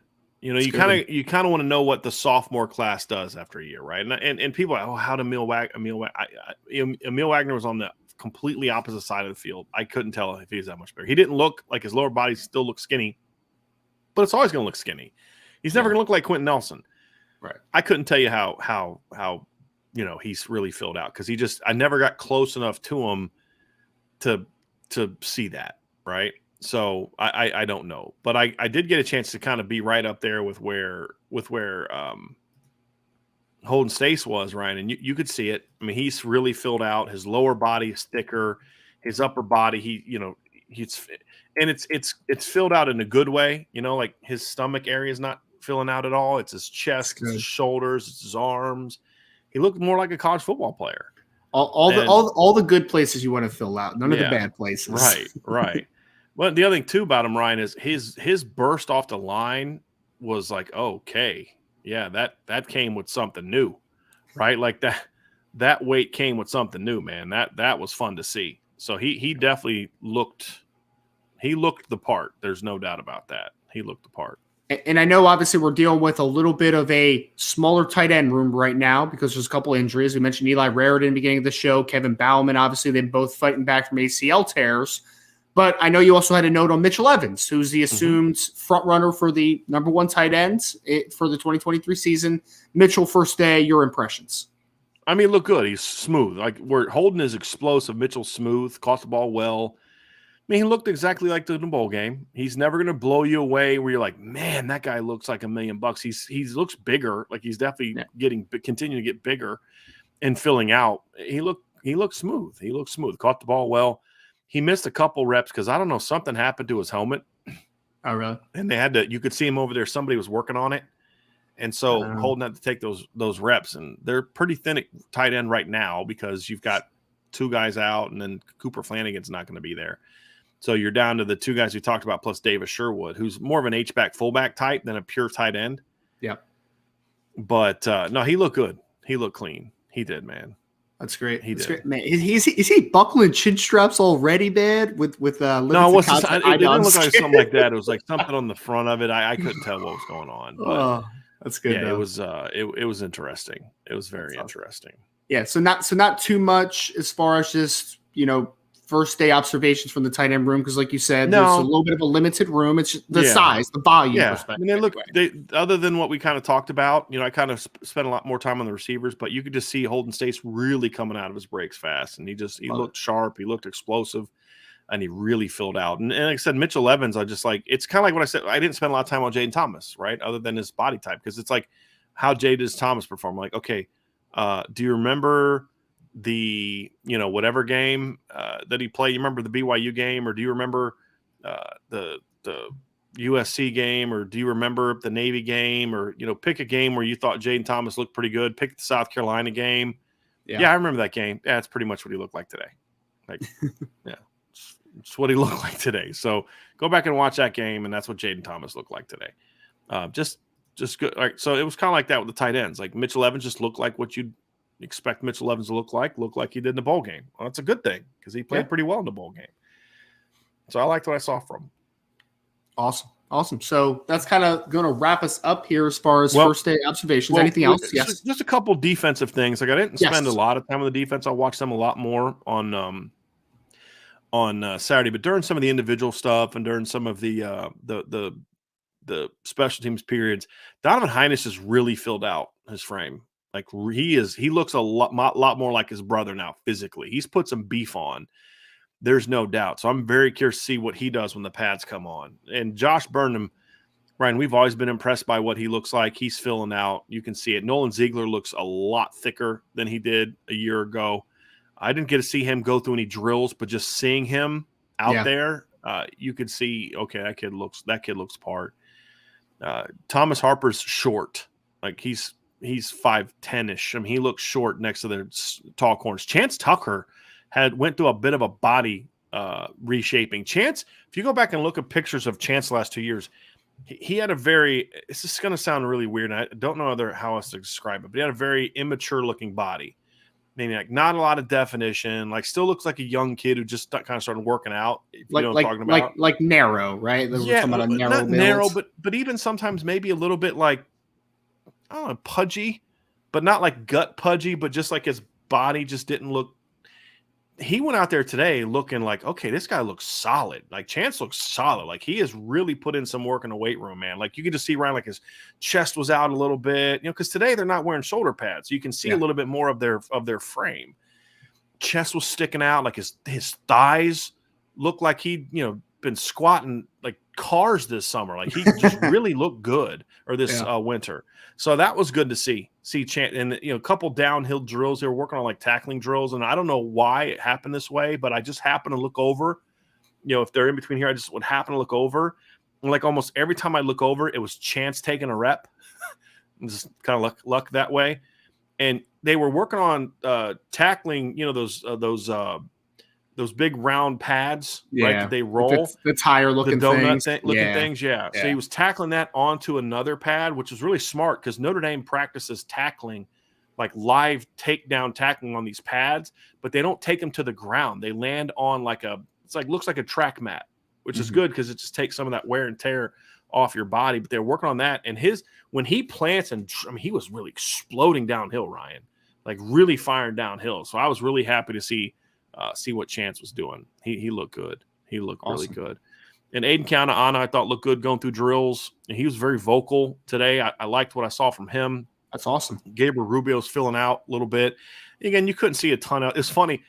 I'm like, man, Javonte Jean-Baptiste doesn't look as big as I thought he was. Like, I thought he'd be a lot taller than this. Oh, never mind. He's standing next to Alexander Ahrensberger. It was like 6'7". Alexander has one of those concussion hats on that add like another 2 inches to the. So he's 6'9" right now. He looks like 6. I'm like, okay, yeah, he's good. He's good. He's good. Yeah, he looks fine. He's big. And then Coach Freeman did confirm what we'd been saying all summer or all off season, which he is going to start off as he called it the field end. It's the defensive end, big end, strong whatever. Side, yeah. The Viper goes boundary, weak side, and then the big end is the field guy. So that is where he's going to play. So awesome. Yeah, but he looked good. But I'm like, man, these D linemen, like for whatever reason, don't look that big. And then I realized that Alexander was the first guy in line for defensive ends. I was like, yeah, that makes a lot more sense. Jordan Patelho, I didn't see him a ton, just going through drills. His burst, I mean, he's got a nice burst. He just comes off the ball really well. Jaden Ausberry is really smooth and athletic. Yeah, he is. And Drake Bowen's a lot bigger. He looked like he was the biggest linebacker of the freshmen, man. Like, he definitely looked bigger than – I mean, you expect him to be bigger than Ausberry. He looked bigger than Preston Zinner. Like, just filled out. I mean, Drake looks like he's been putting in some work. He looked like that down in San Antonio, Brian, for the All-American Bowl. Like, I think he weighed in that week at 231. I think Notre Dame has him at 225 right now, so I guess it cut a few pounds. But I don't know how accurate those height and weights are, right? Sure. To be completely honest with you, it's kind of hard to mess up a weight, though. You know, like a little bit hard to mess up a weight, but who knows? But yeah, we'll talk more about those. Oh, JD Bertrand looked really quick today. I don't know what it was. Like, he's got some pep in his step or what, but he was really moving through drills. Well. So, yeah, that's another guy that I saw. Awesome. Sounds good. Yeah, so a few defensive takeaways there, just very brief. Again, Brian on day one was really focusing on the offensive side of the football, specifically quarterbacks, wide receivers. Somebody asked about this too, Ryan. Yes. Prince Colley is very small. Very small? Like, you just see it. Like, he's noticeably smaller than everybody else out there. Like, 2 inches. Like, he's 6 feet. Like, he's not 6'2". I saw him listed. Barely 210 pounds. I saw him listed at 6'1.5", 220. Yeah. So that sounds about right. I don't know if he's 220. I really don't know if he's 220. He is noticeably smaller than the other linebackers out there. He's athletic. Yeah. But he's small. That's interesting, man. That's really interesting. I thought he was a little taller than that. And yeah. Not great. But we will keep you all updated. Next practice you have availability to, Brian. I know you'll be at the Pro Day on the 24th, which is Friday. And then we'll have another. So they'll have a practice on Friday, but that's closed. Yep. And then they'll have another practice on Saturday, I believe, in the stadium. I think is where Saturday's practice is going to be. So that'll be pretty cool. As long as it's warm. That's the only problem is if it's cold, I'm like, man, it sucks. Yeah, Saturday's practice will be it'll be it'll be the stadium. It'll be the stadium. So yeah, very much looking forward to that. We'll of course have some coverage of the Pro Day. We'll also have coverage of the next practice we have availability for, which will be this Saturday. We'll do a show on Saturday recapping the practice. Yep. Yes. So we got you all covered for spring ball, but that's going to do it for first day practice impressions here on the Irish Breakdown Podcast. Don't go anywhere because we're going to go to the mailbag next. So please, before we transition to the mailbag, lots of questions. So if you could please, before we get to the mailbag, like, share, subscribe to the podcast. If you're listening to us on your favorite podcast platform, 5-star reviews are very much appreciated. We're giving you all constant intel and just general analysis on boards.irishbreakdown.com that is made for premium subscribers, so go check that out. But also, of course, Brian's practice impressions from today, as well as recruiting content and everything else team-related that we have, was also live on the site at irishbreakdown.com, so make sure to go check that out. That is all free. And, And one thing on too is I put the practice report up first on the message board. Yep. Then I go through the process of eventually turning it into a story. But so if you want to get my practice report as quickly as possible, that it goes to the message board first. And so just keep that in mind as well for that. So boards.irishbreakdown.com. Make sure you stay tuned to IB Nation Sports Talk as well. If you missed it, yesterday had Tariq Bracey on, who was going to be present during the Pro Day this Friday as well. He was a really good kid. First time really hearing a little bit of glimpse into his story. Like I knew the name obviously, but hadn't really heard him speak much in the past and really kind of tell his backstory. So make sure to tune in IB Nation Sports Talk every day at 6 p.m. Eastern time. Make sure to tap in. If you haven't then listen to that interview, you should. But we're going to move to the mailbag next. Make sure to keep throwing those mailbag questions in. But that's going to end this for the first section of spring football recap here on the Irish Breakdown podcast. All right, Brian, mailbag time? Yes, mailbag sir. Time? Let's do it, man. Sir.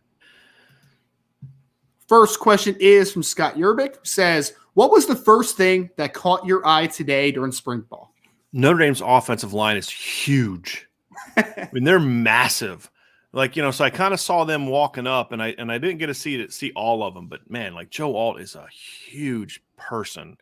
Blake Fisher's huge. Billy Schrouth is huge. Rocco Spindler is huge.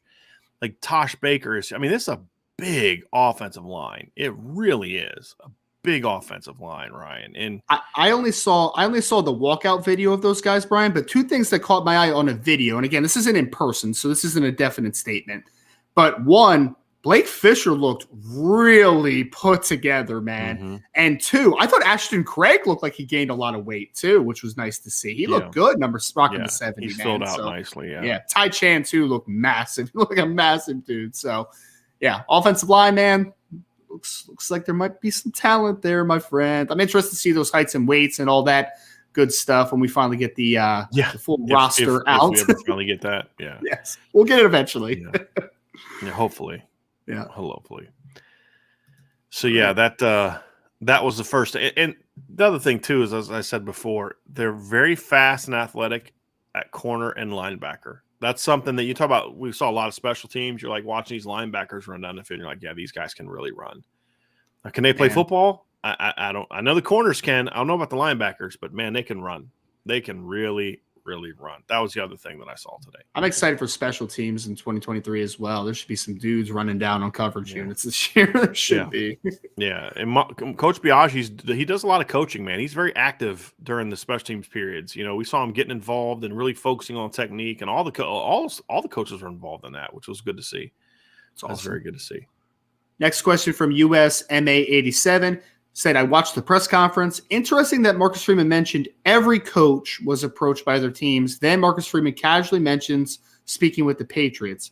I did not catch that part of the press conference. I didn't. So I heard he's talking about the Patriots. Yeah, I didn't hear that. Like, was he talking about talking to the Patriots about one of his assistants? Because I know he wasn't talking about leaving for the Patriots. I need to go back and listen because I did hear the part where he was talking about every coach was approached. I heard that part, but I didn't hear anything about the Patriots. So maybe I just missed that. Yeah, I didn't hear that. And another question from USMA87 who says, any comments on the no longer with the program players and the 2 medical retirements? Yes, we talked about the medical. So just to give some more context into the no longer with the program guy, basically – they were told they don't have a spot in Notre Dame anymore. And so apparently there's this rule in college football that if a new coach is hired, in that first full year, they can convert football athletic scholarships into academic scholarships. There's some NCAA loophole. And so basically they gave all those kids an option of you can stay at Notre Dame and you're going to be on scholarship and you're going to get your degree, you're just not playing football. Or, if you want to still play football, you can just transfer somewhere. And my understanding is Philip Riley and Joshua Bryan took them up on the I want to stay and get my degree from Notre Dame thing. I don't know what Caleb Johnson's decision is. And so those 2 guys are going to stay. So that's basically what it comes down to. This is not something that I don't think they can do next year because it's that first-year coach thing and type of situation is my understanding. It's what how it was explained to me. But yeah, that's what those guys are. They didn't get in trouble. Like Philip, did not get any trouble. Caleb did not get any trouble that I'm aware of. It just was like you're not making it right. And Philip Riley is an athletic kid, strong, and from what I understand, just didn't have a great feel for the game, and didn't necessarily have like a great hunger for the game. To be honest with you, which is okay. And I think explains kind of why he decided to stay at school and get his degree. He's a very smart, academically oriented kid, and there's not a dang thing wrong with that. I just don't know I think football was kind of a means to an end for him, and that's okay. That's okay. But he just didn't have a great feel for the game. And that was the thing that held him back. Caleb Johnson is a good player. He just couldn't put weight on. I mean, just really good pass blocker, really good player. Just didn't. There's just better tackles there, and just had. I was told last year he was in the 270s. That's for wild. much of last season, and just some guys have that problem. And so, he worked. Here's what I'm talking about. Caleb. He's a worker. I mean, he'll put in the work. It's not a lack of effort. Just for whatever reason, just couldn't keep that weight on. And so that was going to be his thing right there. So interesting. That explains that. From Tyler Ehrig says, what's the overall excitement vibe you guys got today around the players and coaches starting practice this year versus previous years? I don't know if I would say that there was much of a different vibe than previous seasons. Again, it's been a while since I've even been at practice, to be completely honest with you. But for me, Ryan, I think some of that stuff can be a little overstated. It's the first practice. If you're not excited to be there for the first practice, what are you doing here? You probably don't like football very much. Right. If that's the case. Like, what are you doing here? Yeah. I don't understand why you're here. You're always going to have energy on your first practice. I've always said, tell me where you are in practice 5. Right. And then in the spring, you're a third of the way there. How are you? And then fall camp, tell me how you are day 10. Right, Ryan? You know exactly what I'm talking about. High school, college, didn't matter. You get to day 10 of fall camp and you're just like, is this really worth it? you start hitting a wall, man, because back then you went through 2-a-days too, right? Where it's like, man, I'm tired, brother. I'm tired, man. They're the worst. Yep.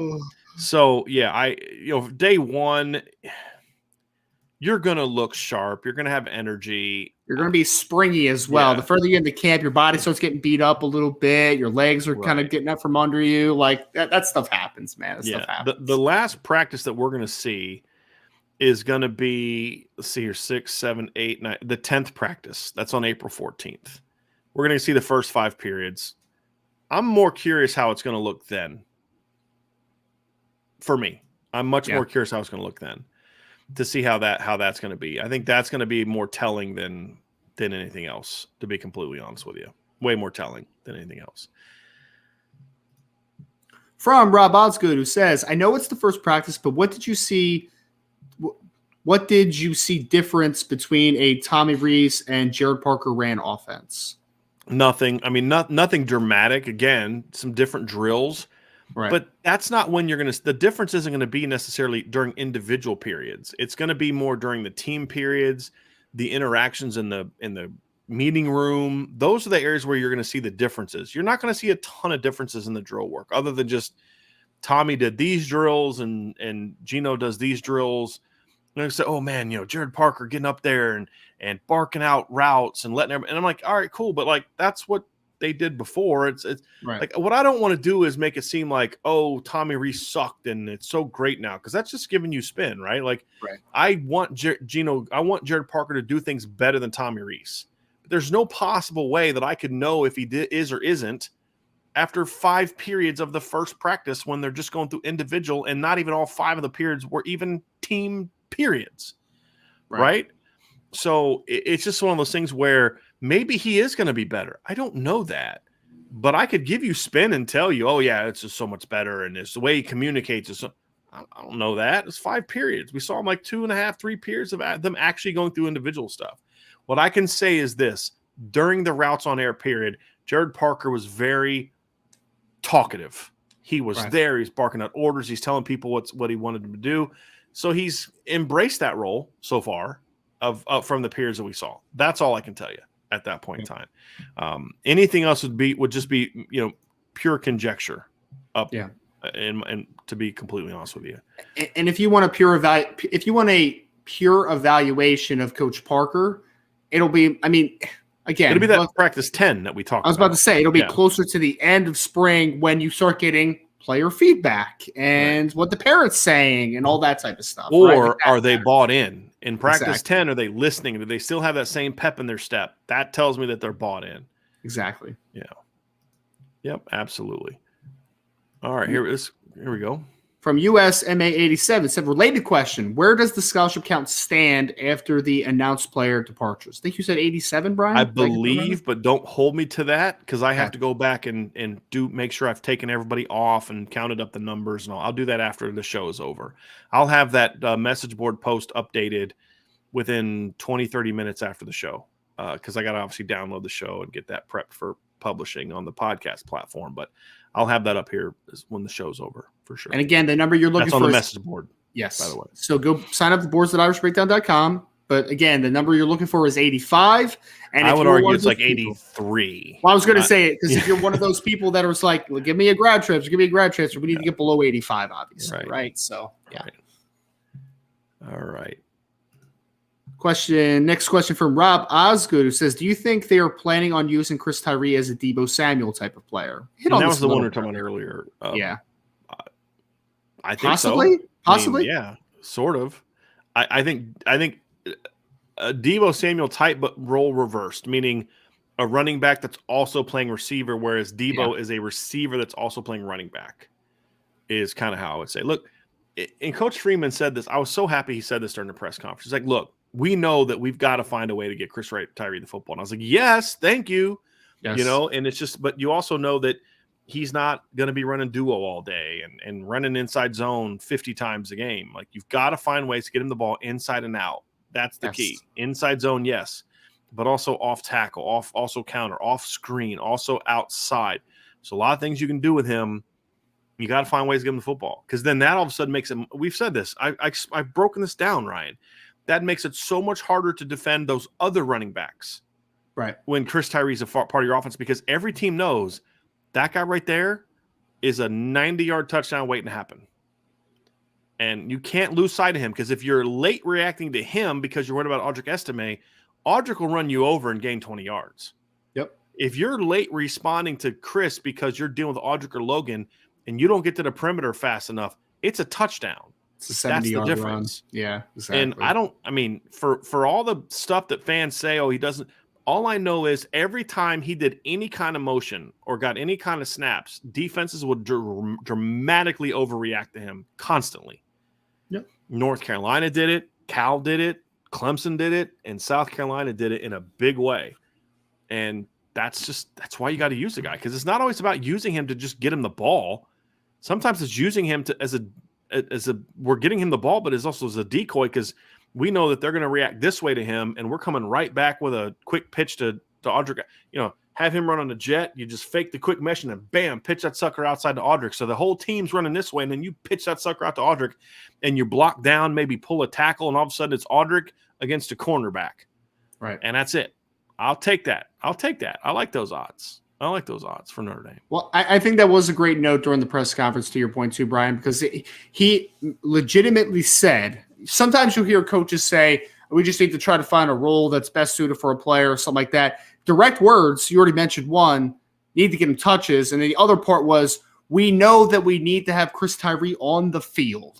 That was like word for word, right? And that tells me that he's a part of the plan. They understand that they need to get more out of Chris Tyree in 2023. So that was a very positive sign, in my opinion. Yep, absolutely. Next question is from Brian Hockney. Said, do you expect more roster moves going forward after today's announcements? You have to. Yeah. I mean, you have to have at least two more guys off the roster. There will be some guys transfer out at the end of the year because they are in position battles now, and they're going to get beat out, and they're going to leave. You're going to have, maybe a couple other guys are going to consider leaving for other reasons. So yes, you're going to have to lose two more guys. Just the way that it is. It's just the way that it is. So you're going to have to have some more roster movement to get down to a legal limit. Nature of the beast, man. Nature of the beast. From Trash. Okay. Should we have gotten Hartman to pursue 2023, or should we stick with Buckner since he needs experience? Yeah, we've talked about this, Ryan. It was the right move to bring him in, because, look, you say, if Notre Dame were to have said, "Hey, listen, we love Tyler Buckner. We think he's the guy. Yeah, we're going to go out and just get a nice depth player and to back him up because he's our guy." That sounds great. I don't know that I would have necessarily been critical of that, because I think Tyler Buckner's got a chance to be a special player. But here's the problem: what if he gets hurt again? Yeah. And that's the issue. And you're in the same spot you were last year. Yeah. Notre Dame didn't go out and get Sam Hartman because Tyler Buchner doesn't have experience. Tyler Buchner doesn't have experience because he got hurt again. And it was his second. Sophomore, junior, senior, freshman, sophomore. So in 6 years, he's missed 3 full seasons, 2 because of injury, 1 because of COVID. And then in one of those other 6 years, which is 2021, Ryan, he was basically just a off the bench, like running part-time player. Right.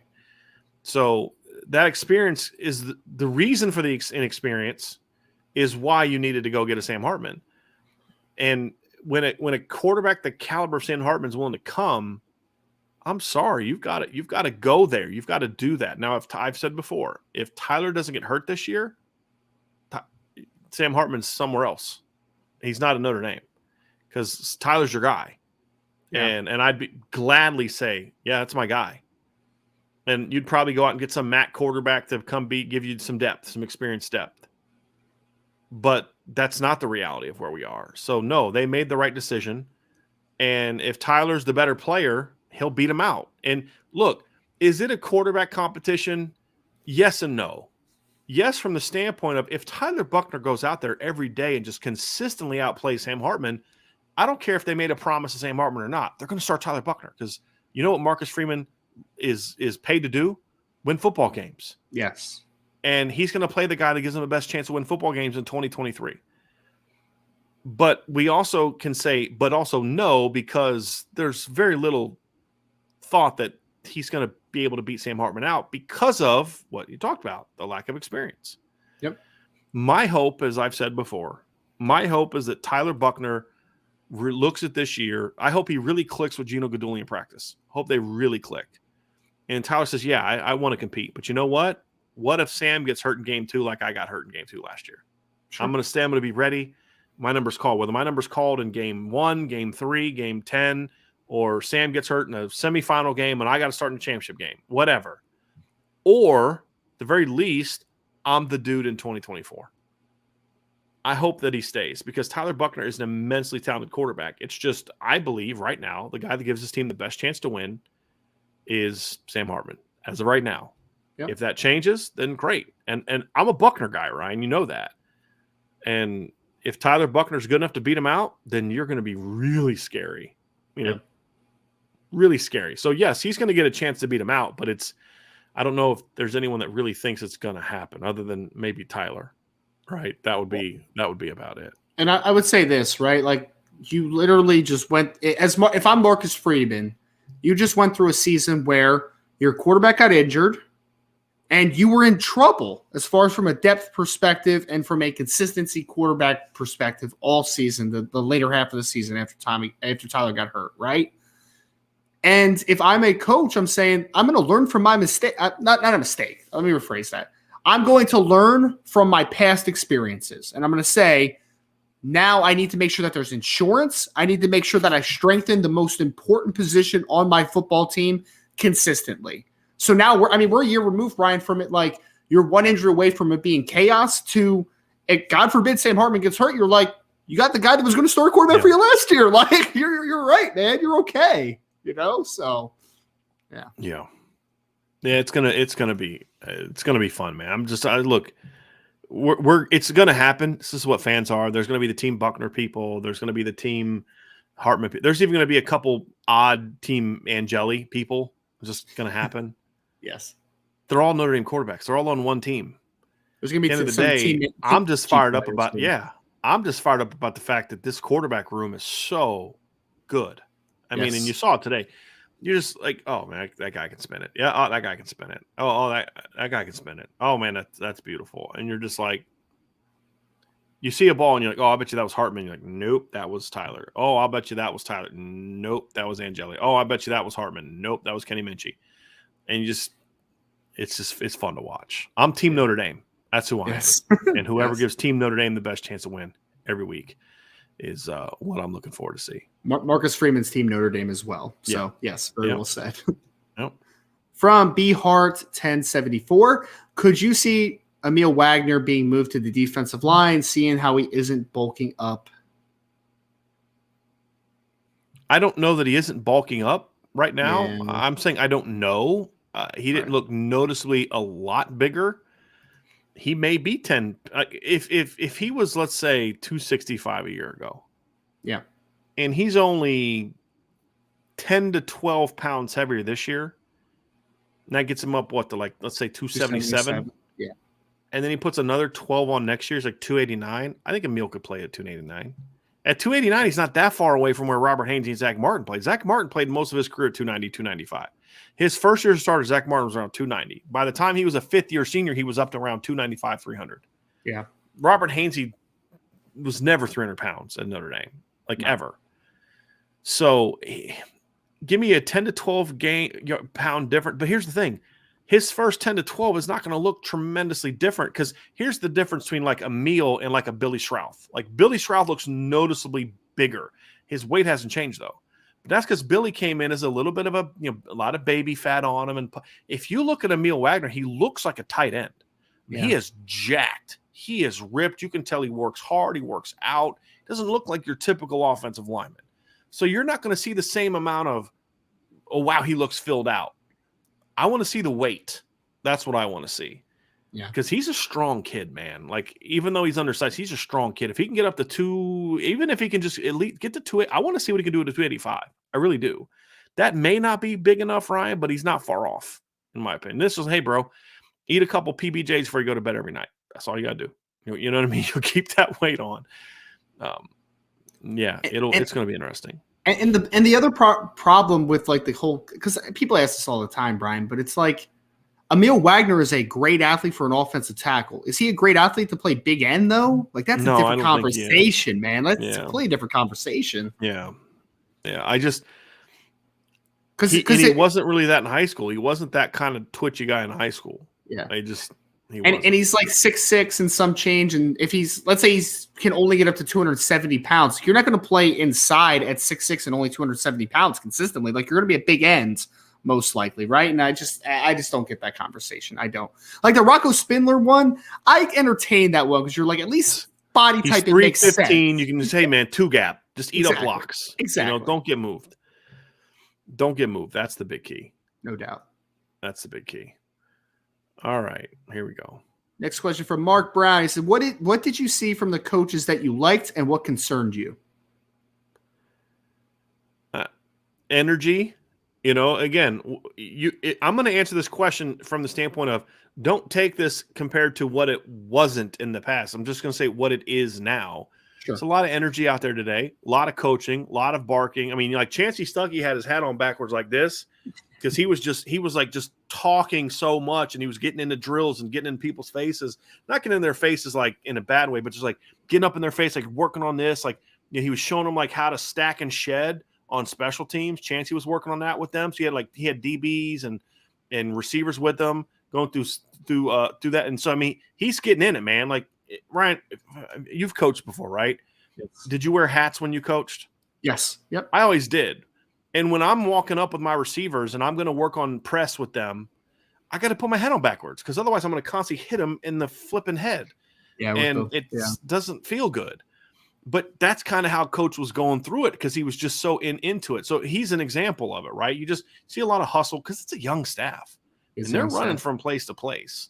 So those are all important things. I love the energy. Jared Parker out there barking instructions, getting after. Gino Gaduli is not a loud guy. I could never hear Coach Gaduli, but he was always coaching. You can always see him working with his guys, talking to his guys. He's got some swagger too. He's got some swagger. So they have 5 quarterbacks. So the 4 scholarship kids, and there's a walk-on that they added today. Devin, he was a kid that, yeah. So here's the cool thing about that, Ryan. I don't know who the kid is. No clue who he is. But what they told us was he was actually someone who made the team from the walk-on tryouts. That's awesome. He wasn't like a recruited walk-on. He wasn't a guy that like he wasn't Luke Talich or Jordan Faison. They have walk-on tryouts for the student body. This kid showed up and won a spot. That's and awesome. he can. I'll put it like this: is he a kid who can play at Notre Dame? No, he's not. If I got a head coaching job next year at a Division III school, I'd be like, hey guys, can you talk to that kid that you had walk on for you this year about coming and playing for me? right? Because Yeah. like at that level, that kid can sling the rock. You know what I mean? For that level. So he's a good football player.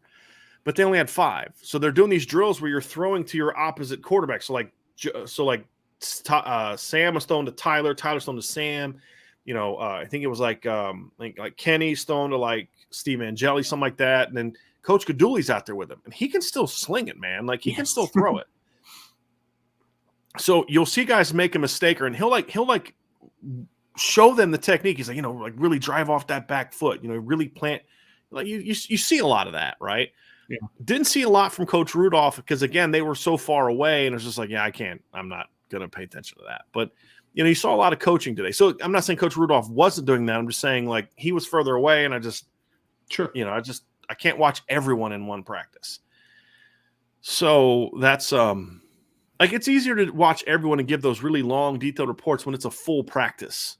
Because then there's certain periods like, okay, the receivers are down here doing stalk blocking, so let me go watch these O-line, D-line one-on-ones.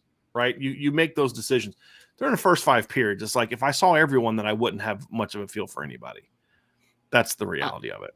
I saw a video before when Coach Gadouli was mic'd up, Brian, when he was at Cincinnati, and they he has like this really like cool vibe to him, and they snuck. You remember Kobe Bryant, their cornerback? Oh yeah, They stuck him in to play quarterback on one play in his offense. It was dope, man. It was really funny. Yeah, it was good. It was really good. And he's a country boy. I mean, he's from Kentucky, right? Oh, yeah. And so he's an interesting guy. They got a couple Kentucky guys now, man. They got a couple Kentucky guys now, which is pretty funny. Yeah. Okay, let's go here. Next question is from Mark Brown again. I've kind of already talked about those, Mark. Okay. Those medicals. So let me get down to another one here, Ryan. Yep, no worries. From Trash said, Mailbag, should Notre Dame focus on capitalizing on 2023? According to many, this is our year since most teams are down, or should we focus on 2024 with the expanded playoffs and hopefully another year of experience? I mean, you focus on every year. I don't get this question. Yeah. Like, I don't know what he said. It kind of goes back to his original question about Buckner versus Hartman. Got it. And it's like, look, right now Notre Dame is the kind of team where they should be focused on this upcoming season and trying to win a championship this upcoming season. And if they feel Tyler Buckner gives them that shot, then play Tyler Buckner. If you think Sam Hartman gives you that shot, then you play Sam Hartman, even if it means you might lose Tyler Buckner. And then you can figure out the quarterback thing next year and go back to the portal and get another Tyler Buckner, another Sam Hartman type. Yeah. Or, you'll have maybe Kenny Minchy makes a jump. Maybe Angeli makes a jump. You'll have CJ Carr on campus, Yep. So you worry about this year. And I'll tell you this, there is zero doubt in my mind that this coaching staff, by and large, truly believes this team has a shot. And it's not just because Georgia's down or Ohio State's down. I mean, those things are true. But whenever I've talked to coaches and when I've talked to people off the record, it's not that. Or when I've talked to people that know coaches, because sometimes I'm like, hey, man, you know this guy better than I do. What's he saying to you? Oh, right. Man, this guy's fired up about this team. They genuinely think they have a shot to make a run because of who they are. Now, they know that they're not perfect yet. And on March 22nd, you're not going to be perfect. There's questions that need to get answered. But they see the talent. They love the talent. And that's the key, Ryan. That's where they're at. So, yeah, you got to make because, like, here's the deal. Maybe say, hey, if Tyler plays now, maybe you drop a couple games. Like if I were to say to you, hey, I can promise you that if Tyler starts, you're gonna be 10-2, but you're gonna have a shot to win a title in 24. That's not fair to Joe Alt. It's not fair to Cam Hart. It's not fair to JD Bertrand. It's not fair to, I'm trying to think of guys who are probably in their last season of college football. Right. It's not fair to those guys for you to kind of sacrifice this year because maybe you might be a little bit better positioned in 2024, which I don't necessarily agree with. Yep. Make your run, man. Make your run. But see, that's what Brian Kelly would always do. You'd always hear this from sources. No, this team's going to be good, but wait till next year. We always heard that. Yeah. And it's like, well, next year came. No. But wait till next year. Like, bro, we've been doing this for how long? How about you get this team ready to go? Yeah. And that's what I like. I like hearing. Now, will they be that team? I don't know, Ryan. Well, I just like that they're working towards that and pushing for that, not doing this whole, well, wait till next year thing. Sure. They usually do this the next year conversation on like the NFL side of things, where it's like tear it down and build it back up. And when you're a bad football team, I am good with this thought process, right? Like, let's build towards the future. We're not going to be great anyway. But if you're a Notre Dame team and you think that you can make a legitimate run this year, I'm not building for next year, man. I'm trying to win now. That's where I'm at with it. Swing, take your shot. Absolutely. Right? Swing, take your shot. I'm all for that. And if it doesn't work out for you, okay, you took your shot. I'm a believer in that. What I can't stand is coaches are always positioning themselves for the future, because I feel like all you're doing there is you're just trying to talk yourself into another extension. Yeah, you can't get rid of me now. We've got this, or man, hey, look, we've got to do this, and we've got to do that, and we've got all this thing and that thing and this other thing, and it's just like, no, I don't want to hear all that, man. Like, take your shot. And if it doesn't work out, you figure out where you are and get better and take your shot again the next year. That's where Notre Dame should be. And that's how I think Marcus Freeman looks at this thing. I really do. Agree. I really do. Next question is from John A1. What's up, John? Is Notre Dame prepping Chris Tyree to be the ultimate flex weapon? Can he be a similar mix of Curtis Samuel from Ohio State and Theo Riddick? Curtis Samuel's an interesting one. He was kind of a pure running back that moved. I think Curtis. Do you think Curtis Samuel's more similar in style than to Chris Tyree? I don't remember Curtis Samuel being as like shifty as like Braxton Miller. He was more of a speed, one cut and go speed guy, wasn't he? Yeah, he was a speed guy. Yeah, for sure. Yep. Whereas Theo was a slower but jukey guy. He was like that really like make you miss kind of guy, but he was like fast. He was that true all-purpose running back that could play in the slot. That's what Theo Riddick was. I wouldn't call Theo. I mean, I guess you could call him a flex weapon. I guess you could, but like he's more of like a true third down back in the NFL type of thing. While Curtis Samuel is like more. Could play slots. In college, Theo showed he can be a legitimate receiver. I mean, he caught 40 passes one year as the starting slot receiver. Sure. I still remember that leaping one-handed catch he had against Michigan State, I think in 2010, I think is what it was. I think it was the Little Giants game. In the NFL, you're correct, right? Because he didn't have the speed to play that in the NFL. And the speed he had to be limited to more. But in college, he, to me, was a legitimate guy that could go play slot in a spread type of offense. Sure. I don't know if Chris Tyree is that. Yeah, I'm not sure. I think he's more of a running back that can play in the slot. And that's how I feel Curtis Samuel was. He was a running back that could play in the slot in certain looks, get jet sweeps and stuff like that. Which is pretty funny because Curtis Samuel ended up being almost a pure wide receiver in the NFL, which is kind of funny. Yeah. Yep. Wasn't that in college, in my opinion. Yeah. Here we go. Got some more here.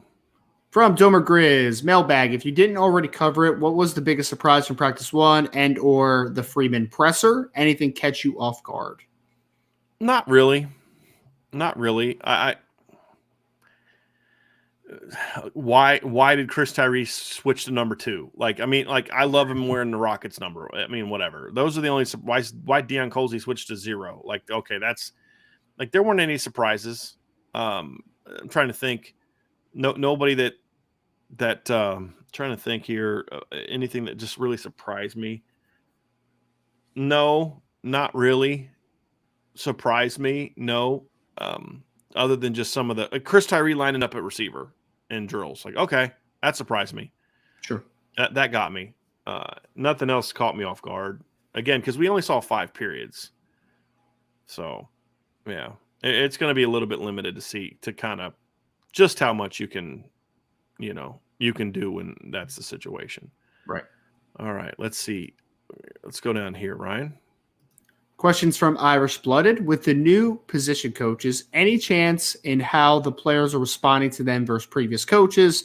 Not good or bad, just any differences. It's similar to earlier. Ask me after the April 14th practice. Yeah. Because that'll be the 4th time we've seen them. We'll see how the player – because the best way to know how players are responding to a coach, Ryan? You know this. It's a rhetorical question. How they're playing. Yeah. How are they practice? How do they play? If guys are practicing hard and playing hard, then they're responding well to the coach. If they're not, then they're not responding to the coach. I mean, it's simple as that. I don't care if they're interacting a certain way or they're feeling a certain way or whatever else the case may be. It's all about how are they playing. That's what it's all about. And we'll find that out. We'll find that out. But there's the only way I could give that answer after one practice is if I was being disingenuous in an attempt to try to make it seem, oh wow, they're doing this, right. and they had a great practice today. Clearly, Jared Parker's better than so-and-so, or Gino's better than so-and-so, or, or Al Golden's got all the answers. I have no clue. It's clickbait, man. No clue. It's clickbait. Yeah. Right. Yeah, and it'd be the same thing. Let's say they were not sharp today. Let's say the ball kept hitting the ground. Oh, they missed Tommy Reese, man. Stink. Ball was hitting the ground. They were doing this. They should have paid him more money to keep him. It'd be just as disingenuous if I did that. Right. It's one practice. We didn't get to see the whole practice. Right. So I understand y'all are excited to get that answer. I get it. I am too. I promise you. But it's just, I can't in good conscience give you that answer after 5 periods of one practice. That's a down the road answer. And I won't even feel great about giving it on April 14th because it'll be only the 4th practice. At least you'll have more data point at that point, though. Exactly. So, Exactly. So nothing wrong with the question, guys. It really isn't. Nothing wrong with it. I understand it. It's just, I just want you to understand why I just don't feel comfortable really giving you an answer on that one right now.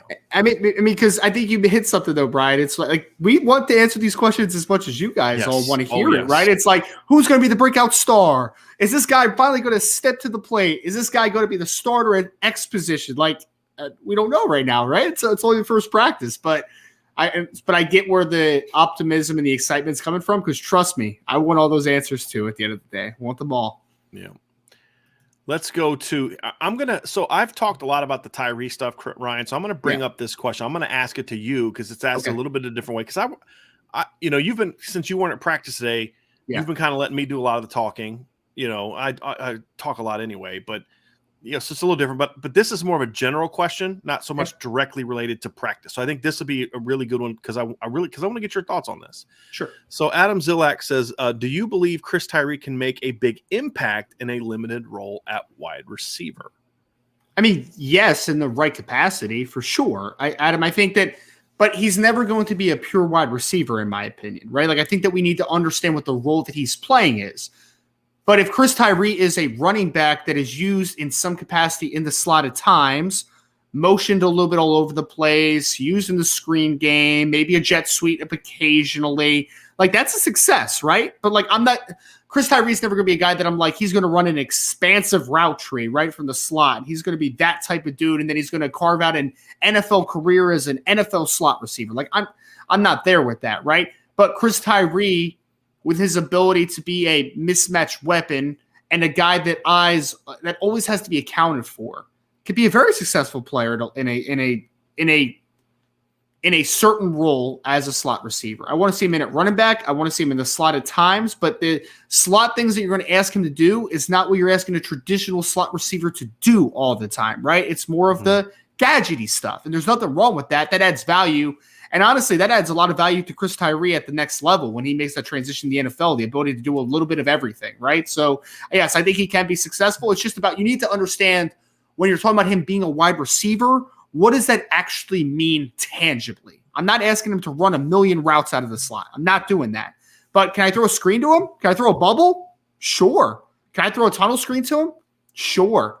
Could I, let him run just a little angle route or something like that against a certain, slot defender? Sure, he can do those types of things. Can I motion him and get your eyes kind of moving all over the place on a defender? Absolutely. Can I bring him back into the backfield and then run some action out of the backfield in the passing game? For sure. There's a lot you could do with Chris Tyree as far as the versatility side, but I don't think that he's going to be a true wide receiver in any sense, if that makes sense. Hopefully it makes sense. Yeah.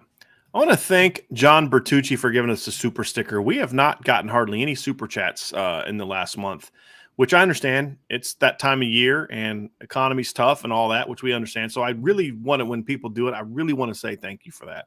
Yeah. Very much, John. I appreciate that very, very much. Here we go, Ryan. From Brian Denbo. Is the gap between Sam Hartman and Tyler Buckner less than Tyler and Drew Pine? Absolutely. Agree. Absolutely. Absolutely. Yes. The competition last year was not close, folks. It wasn't close. I mean, just all it is, man. And every person I know at Notre Dame will tell you the same exact thing. Yeah. I only saw 2 practices last year. I'm like, this isn't close. This isn't close. Mm-mm. Jason Smith has a question. He says, what will the director of player personnel do?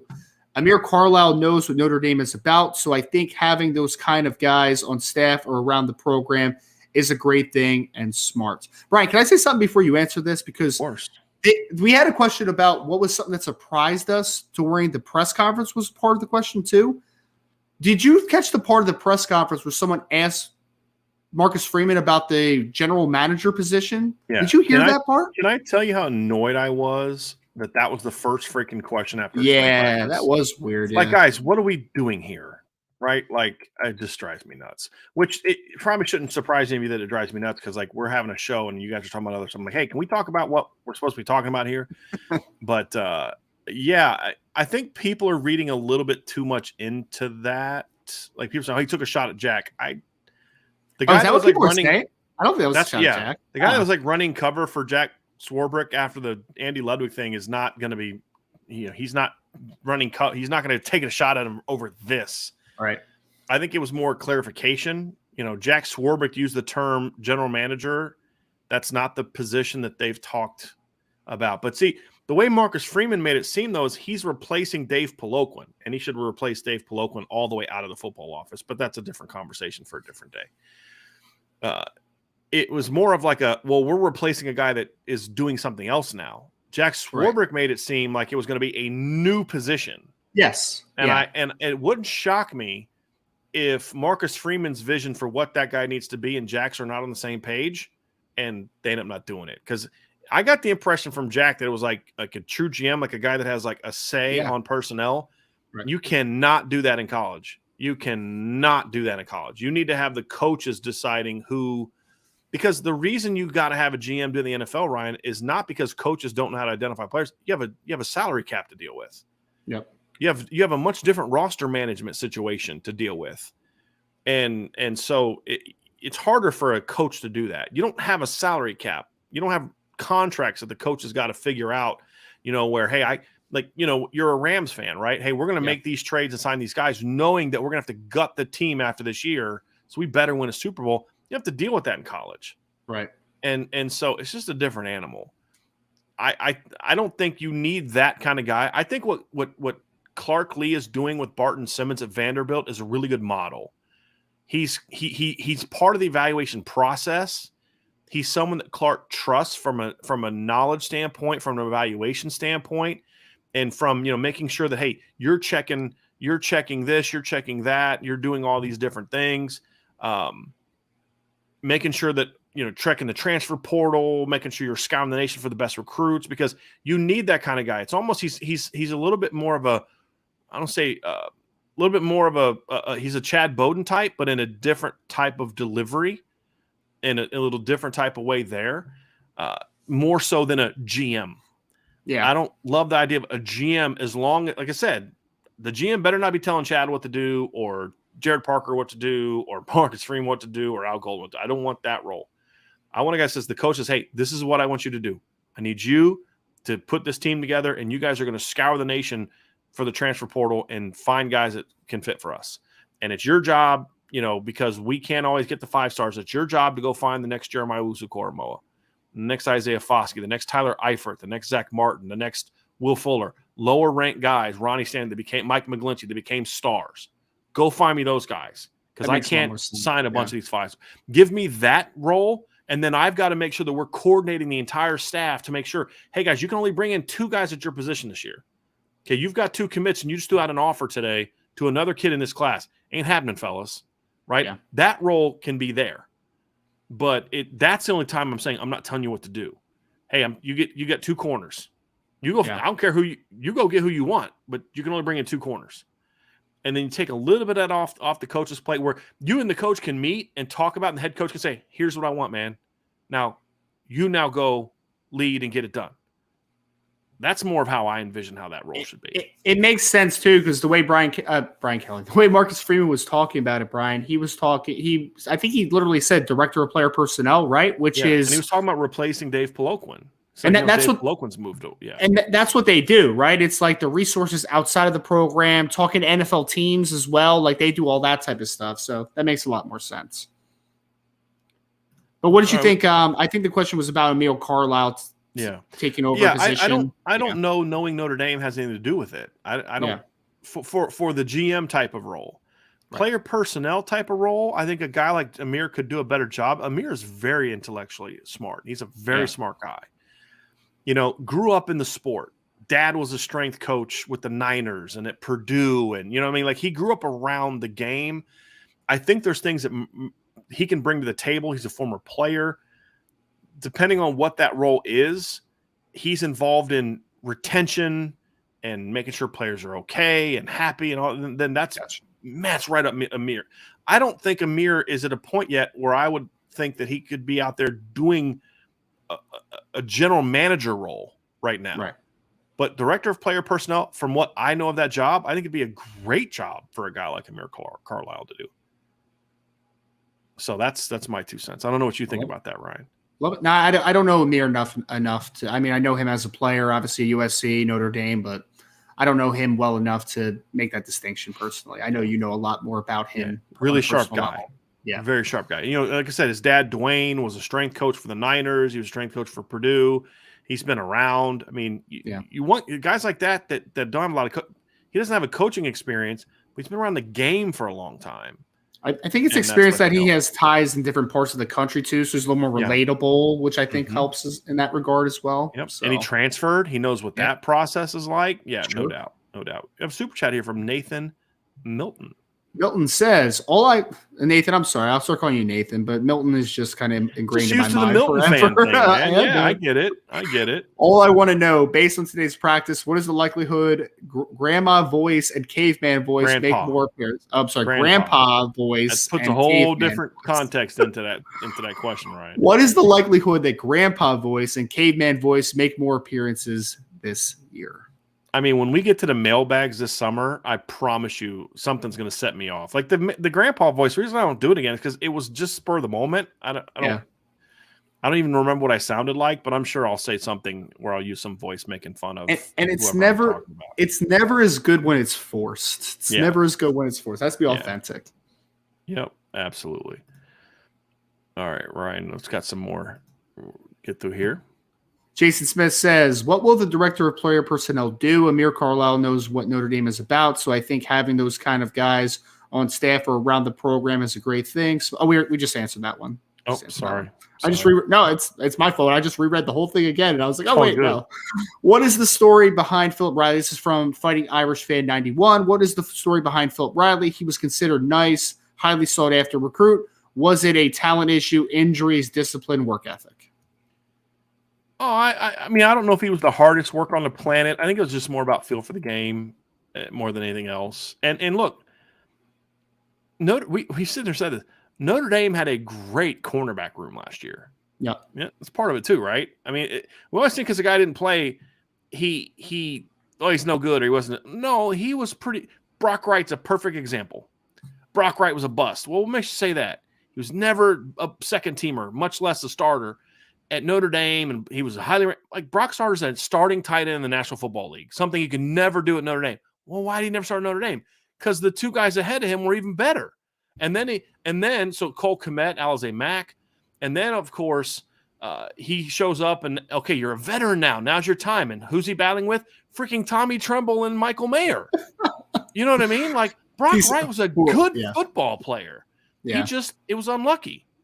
And I don't think Chip Long liked him, to be honest with you, as much as other guys. And so that was my big thing, Ryan, is just because a guy doesn't pan out at Notre Dame doesn't mean he's not a good football player. Sometimes it's just like, you know how good you'd have to be a starting cornerback on Notre Dame's team last year, not named Benjamin Morrison or Cam Hart? Brian, for that tight end comparison, legitimately next NFL season, you could have all of Michael Mayer, Brock Wright, and Tommy Tremble starting in the NFL next year, which is just wild to think about. So I just went through my mind. I'm like, that whole tight end depth chart that season, what was that, 2020, I guess, would be that season, right? That whole depth chart could be starting in the NFL next year at tight ends, which is just wild to think about. Absolutely nutty. It's absolutely nutty. It really is. It just, again, so does that mean that Brock Wright was a bust? No. It just means he was on a loaded depth chart and he was in playing in an offense that the coaches felt he didn't fit as well.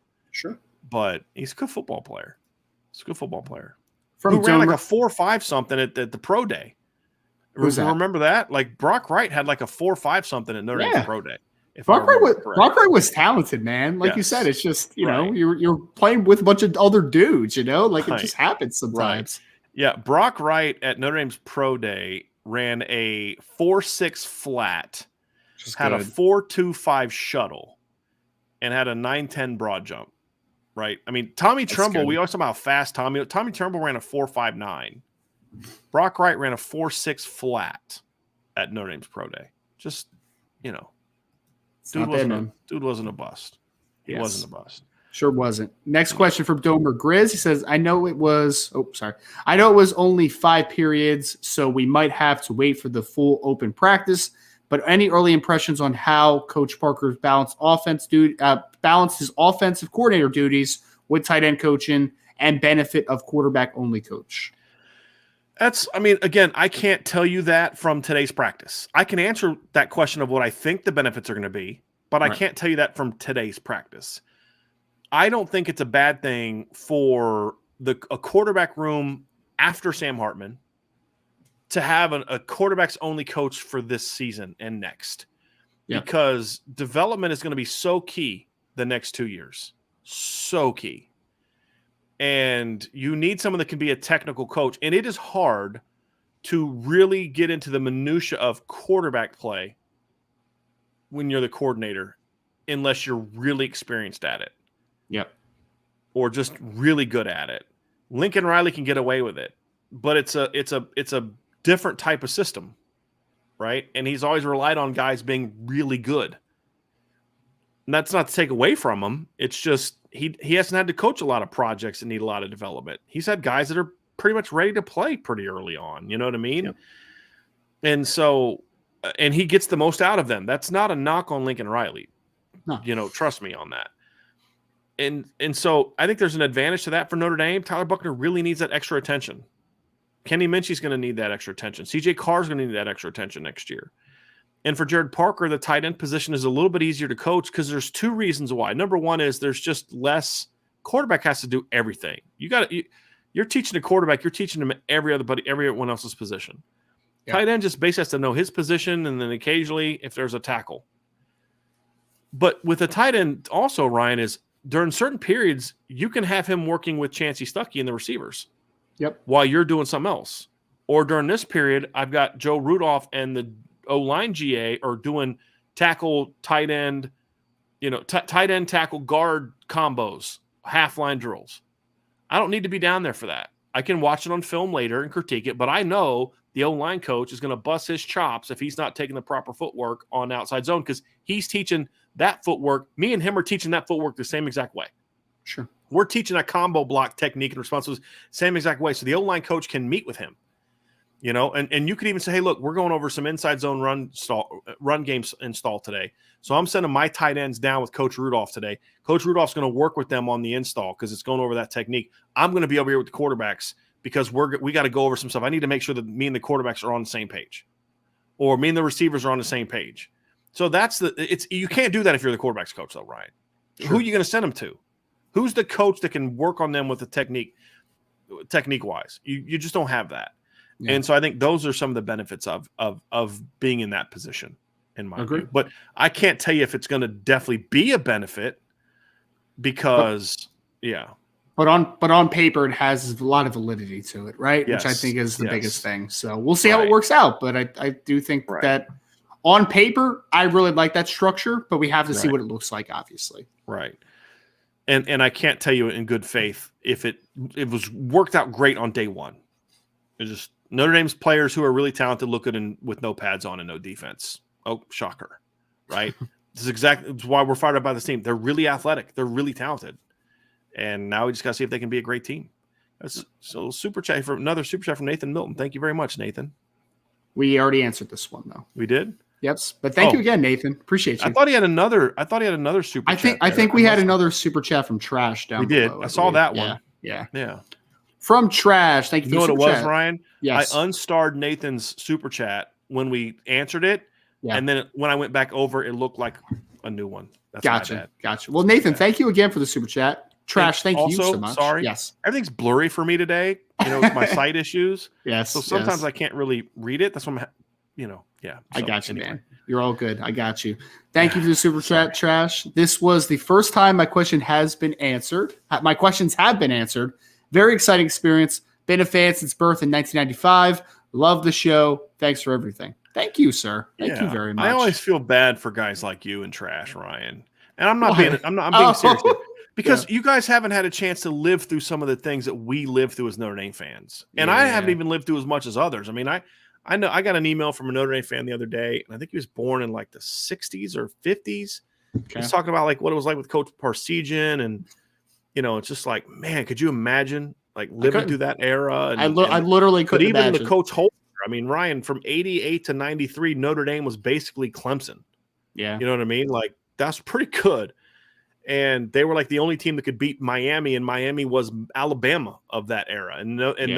I've said this before. Miami won 3 titles in 5 years, and the 2 years they didn't win a title were years they played Notre Dame at home in South Bend and got beat. I mean, that's it. Otherwise, they'd have won 5 straight titles, perhaps, And so the fact that you guys didn't get to experience the greatness of Notre Dame, and that's why I think more young Notre Dame fans are more willing to kind of say, hey, I'll give up the tradition, I'll give up this, I'll give up that, because I don't think they can win this way. And I'm like, no, they can win that way. But there's so much cheating. Trust me, bro. Go watch Pony XS. I've seen it. That was happening during Lou Holtz's tenure, like the late 80s. Like part of it was the thing after the probation. They played a Lou Holtz coach team and got destroyed. Yeah. You know what I mean? And they're talking about that. So like all that cheating that they kept talking about, that was happening in the 80s and 90s when Lou Holtz was dominant Notre Dame. And they knew how to sell kids and get kids here. That was the big key. Well, one positive, Trash, that I will say is that our experiences have hardened us, okay? Yeah, I have a hard outer shell. Nothing can hurt me, Brian. Nothing emotionally can hurt me ever again because I'm a Notre Dame fan. So that was born in the 90s. I've seen it. I've seen Notre Dame win in eras of just blatant cheating and all these other steroids and all this other stuff. And I'm like, they don't need to sacrifice who they are. Yes. My issue with Notre Dame is what you view as who you are is flawed. You know what I mean? Like, that's my issue. There's nothing about your tradition that says you shouldn't have a top 5 highest paid coaching staffs in college football. There's nothing about your tradition that says, now, does that mean you bring in a kid with a 2.0? No, I'm not saying that. Does that mean you don't make a kid take a real degree track because he's a great football player? No, I don't believe in that. I wholeheartly don't believe in that. Yeah. That's not the sacrifice. You want to start paying kids in there. I'm good with you not doing that. It's those other things that there's no if Notre Dame wanted to say, hey, we're going to have a top 5 coaching staff every year. We're guaranteed, as long as we're winning 10 plus games here, we're going to have the top 5 highest paid coaching staff. They could raise the money like that. Sure. Every year. But it's a choice. Those are the things that need to change, not academic standards or NIL stopping. None of that stuff's excuses. Because Ryan, you and I know of kids that have turned down 7-figure offers to come to Notre Dame. You and I know of this, right? Confirmed on both sides. Yes. So there are kids out there like that. There are CJ Carrs out there who don't care about that stuff. I just want to go be developed and win a championship and get a great degree. There's plenty of kids like that. You got to go get them. You can't miss them, and that's the difference. They don't need to sacrifice the other things to win. Standards, right? Yeah, exactly. It does make me sad that you guys, and I'm not saying Trash feels that way or you feel that way. Yeah. It just makes me sad that you guys haven't been able to live through that, right? And experience what that's like. Because like you said, you were born after 88. Yep. And so, you didn't get to live through that. It's, all the trials and tribulations that made me stronger, Brian. That's all I got to say. Yeah. Yeah. I guess. Yeah. All right. Let's get some more. That's why it's just going to feel so sweet when they finally do, though. So it will. It will. It absolutely will. Absolutely will. I think actually we already got to that one. Nathan Milton said, when was there a more talented Notre Dame quarterback room? So I'd probably have to go to 2014.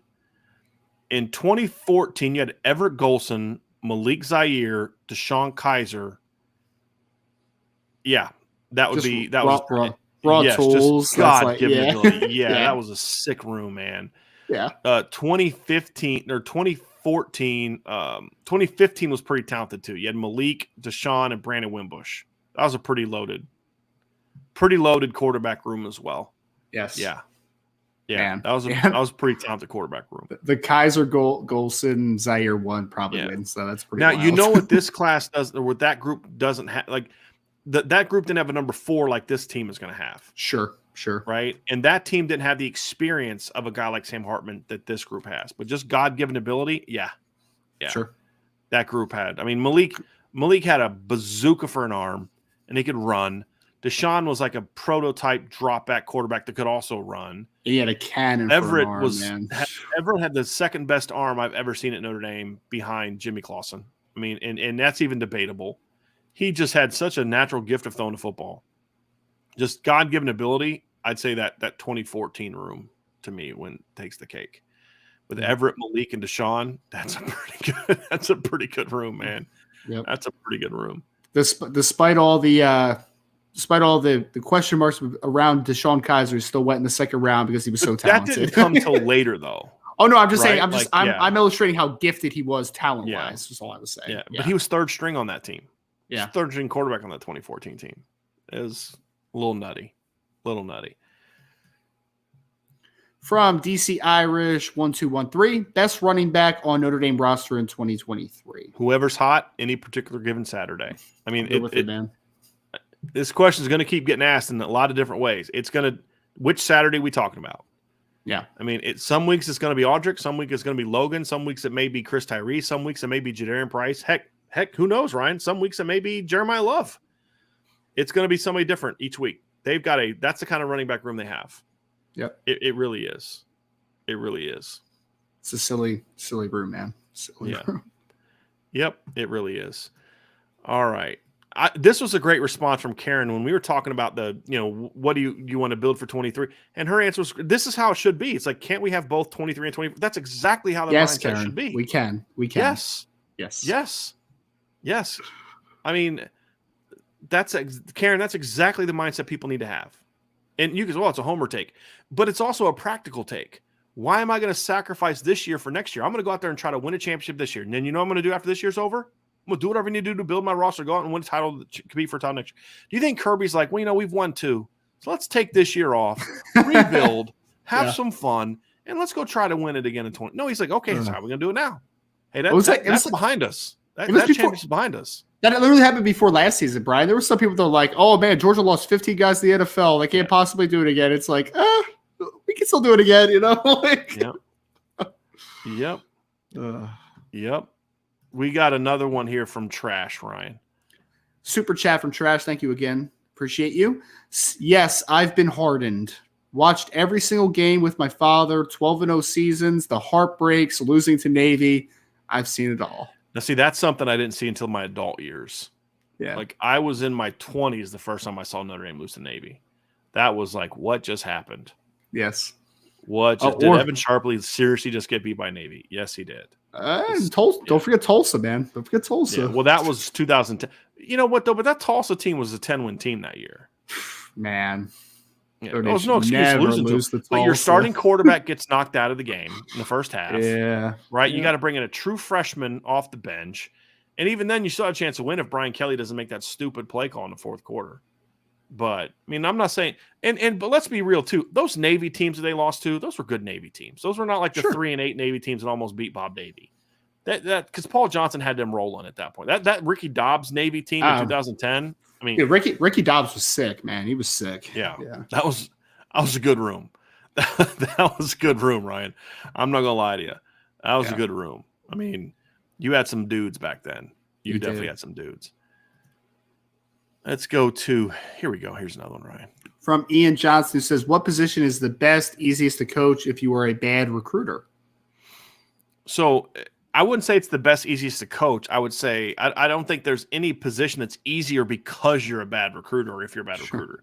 I would say there are some positions, however, where I don't care if a guy is a bad recruiter or not. Or I'll be more willing to accept it if he's a great coach. If everything people said about he stand as a recruiter was true, I still wouldn't care. Yeah. Because it's like he's coaching a great line. He's put guys in the NFL. let Chad Bowden, let Tommy Reese, let Marcus Freeman go get the linemen. Just say, hey, coach, who do you want, man? Just tell me who you want, and I'll go get them for you. I mean, Joe Moore didn't recruit a lick. Vinny Serrato went out and got all his linemen, which is part of the problem, according to some people, because he wasn't as good of an evaluator at it. But that's the thing, Ryan, is give me an elite offensive line coach, I can have other people recruit his position. He can meet with them online when they're on campus and do enough of that. But like when a guy's an elite coach, it sells itself.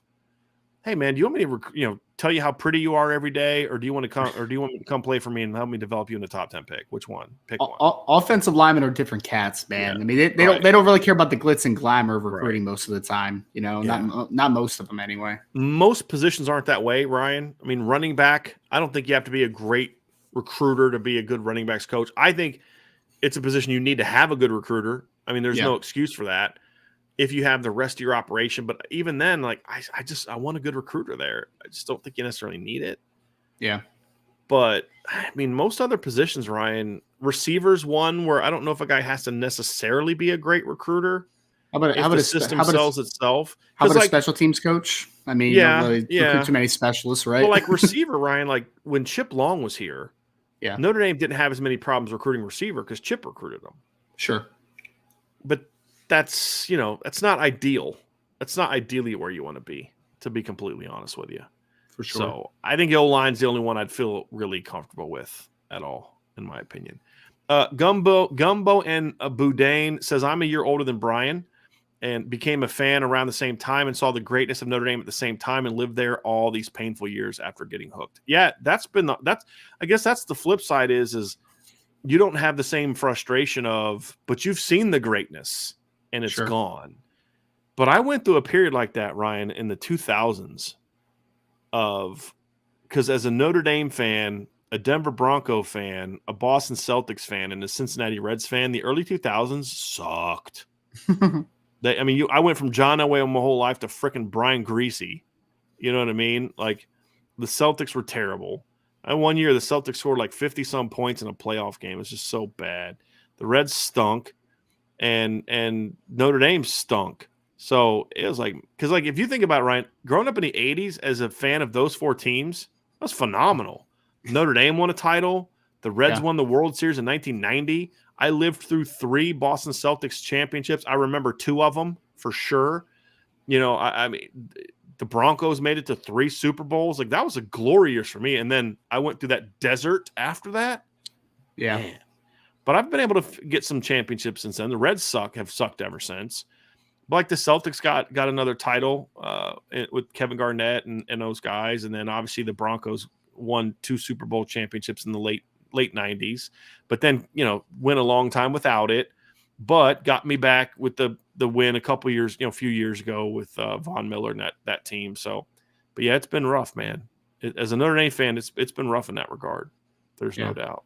There's no doubt. Notre Dame wasn't awful, but I remember a period where I'm a Sixers fan from basketball perspective, and they were working through the process. You remember the process? That was a fun time, right? But the Rams stunk at that point, man. They went through before McVay got there, they went through like Linehan, Spagnuolo, just like a whole bunch of bad. And so they were bad. The Phillies hadn't made a playoff until this year in like 10 years or something like that. Like there was a lot of bad years there, man. Yeah. Bad years. Got the last 3 questions, Ryan. Let's go here with Wade Garrett. Wade Garrett says, if this was talked about, just tell me to go back in the video to watch. LOL. How much better would Tyler? Yeah, because we're talking about it right now, right? So how much better would Tyler need to be than Hartman to be named the starter? I mean, I don't know if he has to be like, if I could put a quantify, it has at the end, he just needs to just outplay him. It can't be like where he outplayed 14 like the blue gold game I don't care about. So there's 14 practices. If Tyler outplays Sam for 7 and Sam plays outplays Tyler for 7, Sam's starting.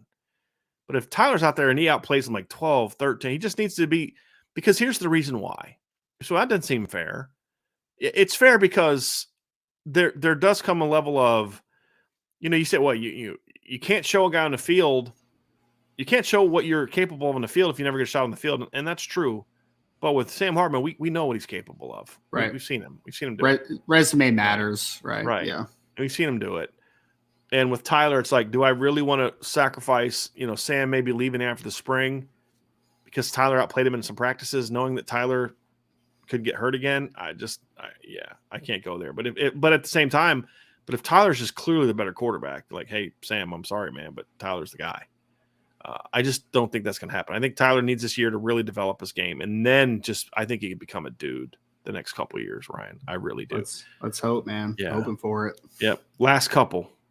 From Josh Buffo, the motivational business banker. If Freeman and Hartman win a national championship this year, where does that put them in Notre Dame history legendary status? Wow, we're going there already.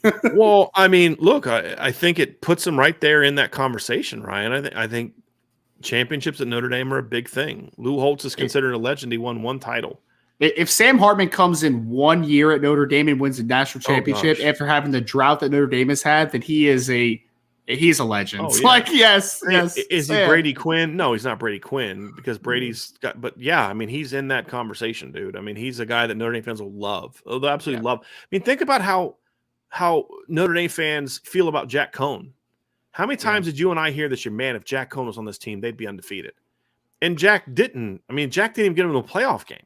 Right. But it's just, he was a good kid. He played hard. He showed some grittiness. I mean, I'll still never forget his finger getting dislocated, like during the game-winning drive.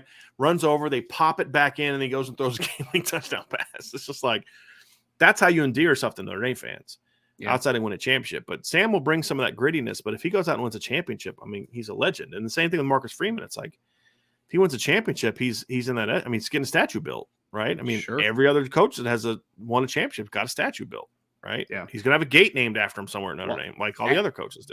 And the long-term legacy for Marcus Freeman is if they win a national championship with how that guy recruits, good luck college football. Good luck.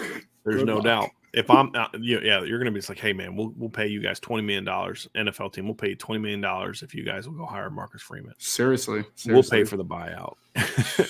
Here's the last question from Jimmy McGill.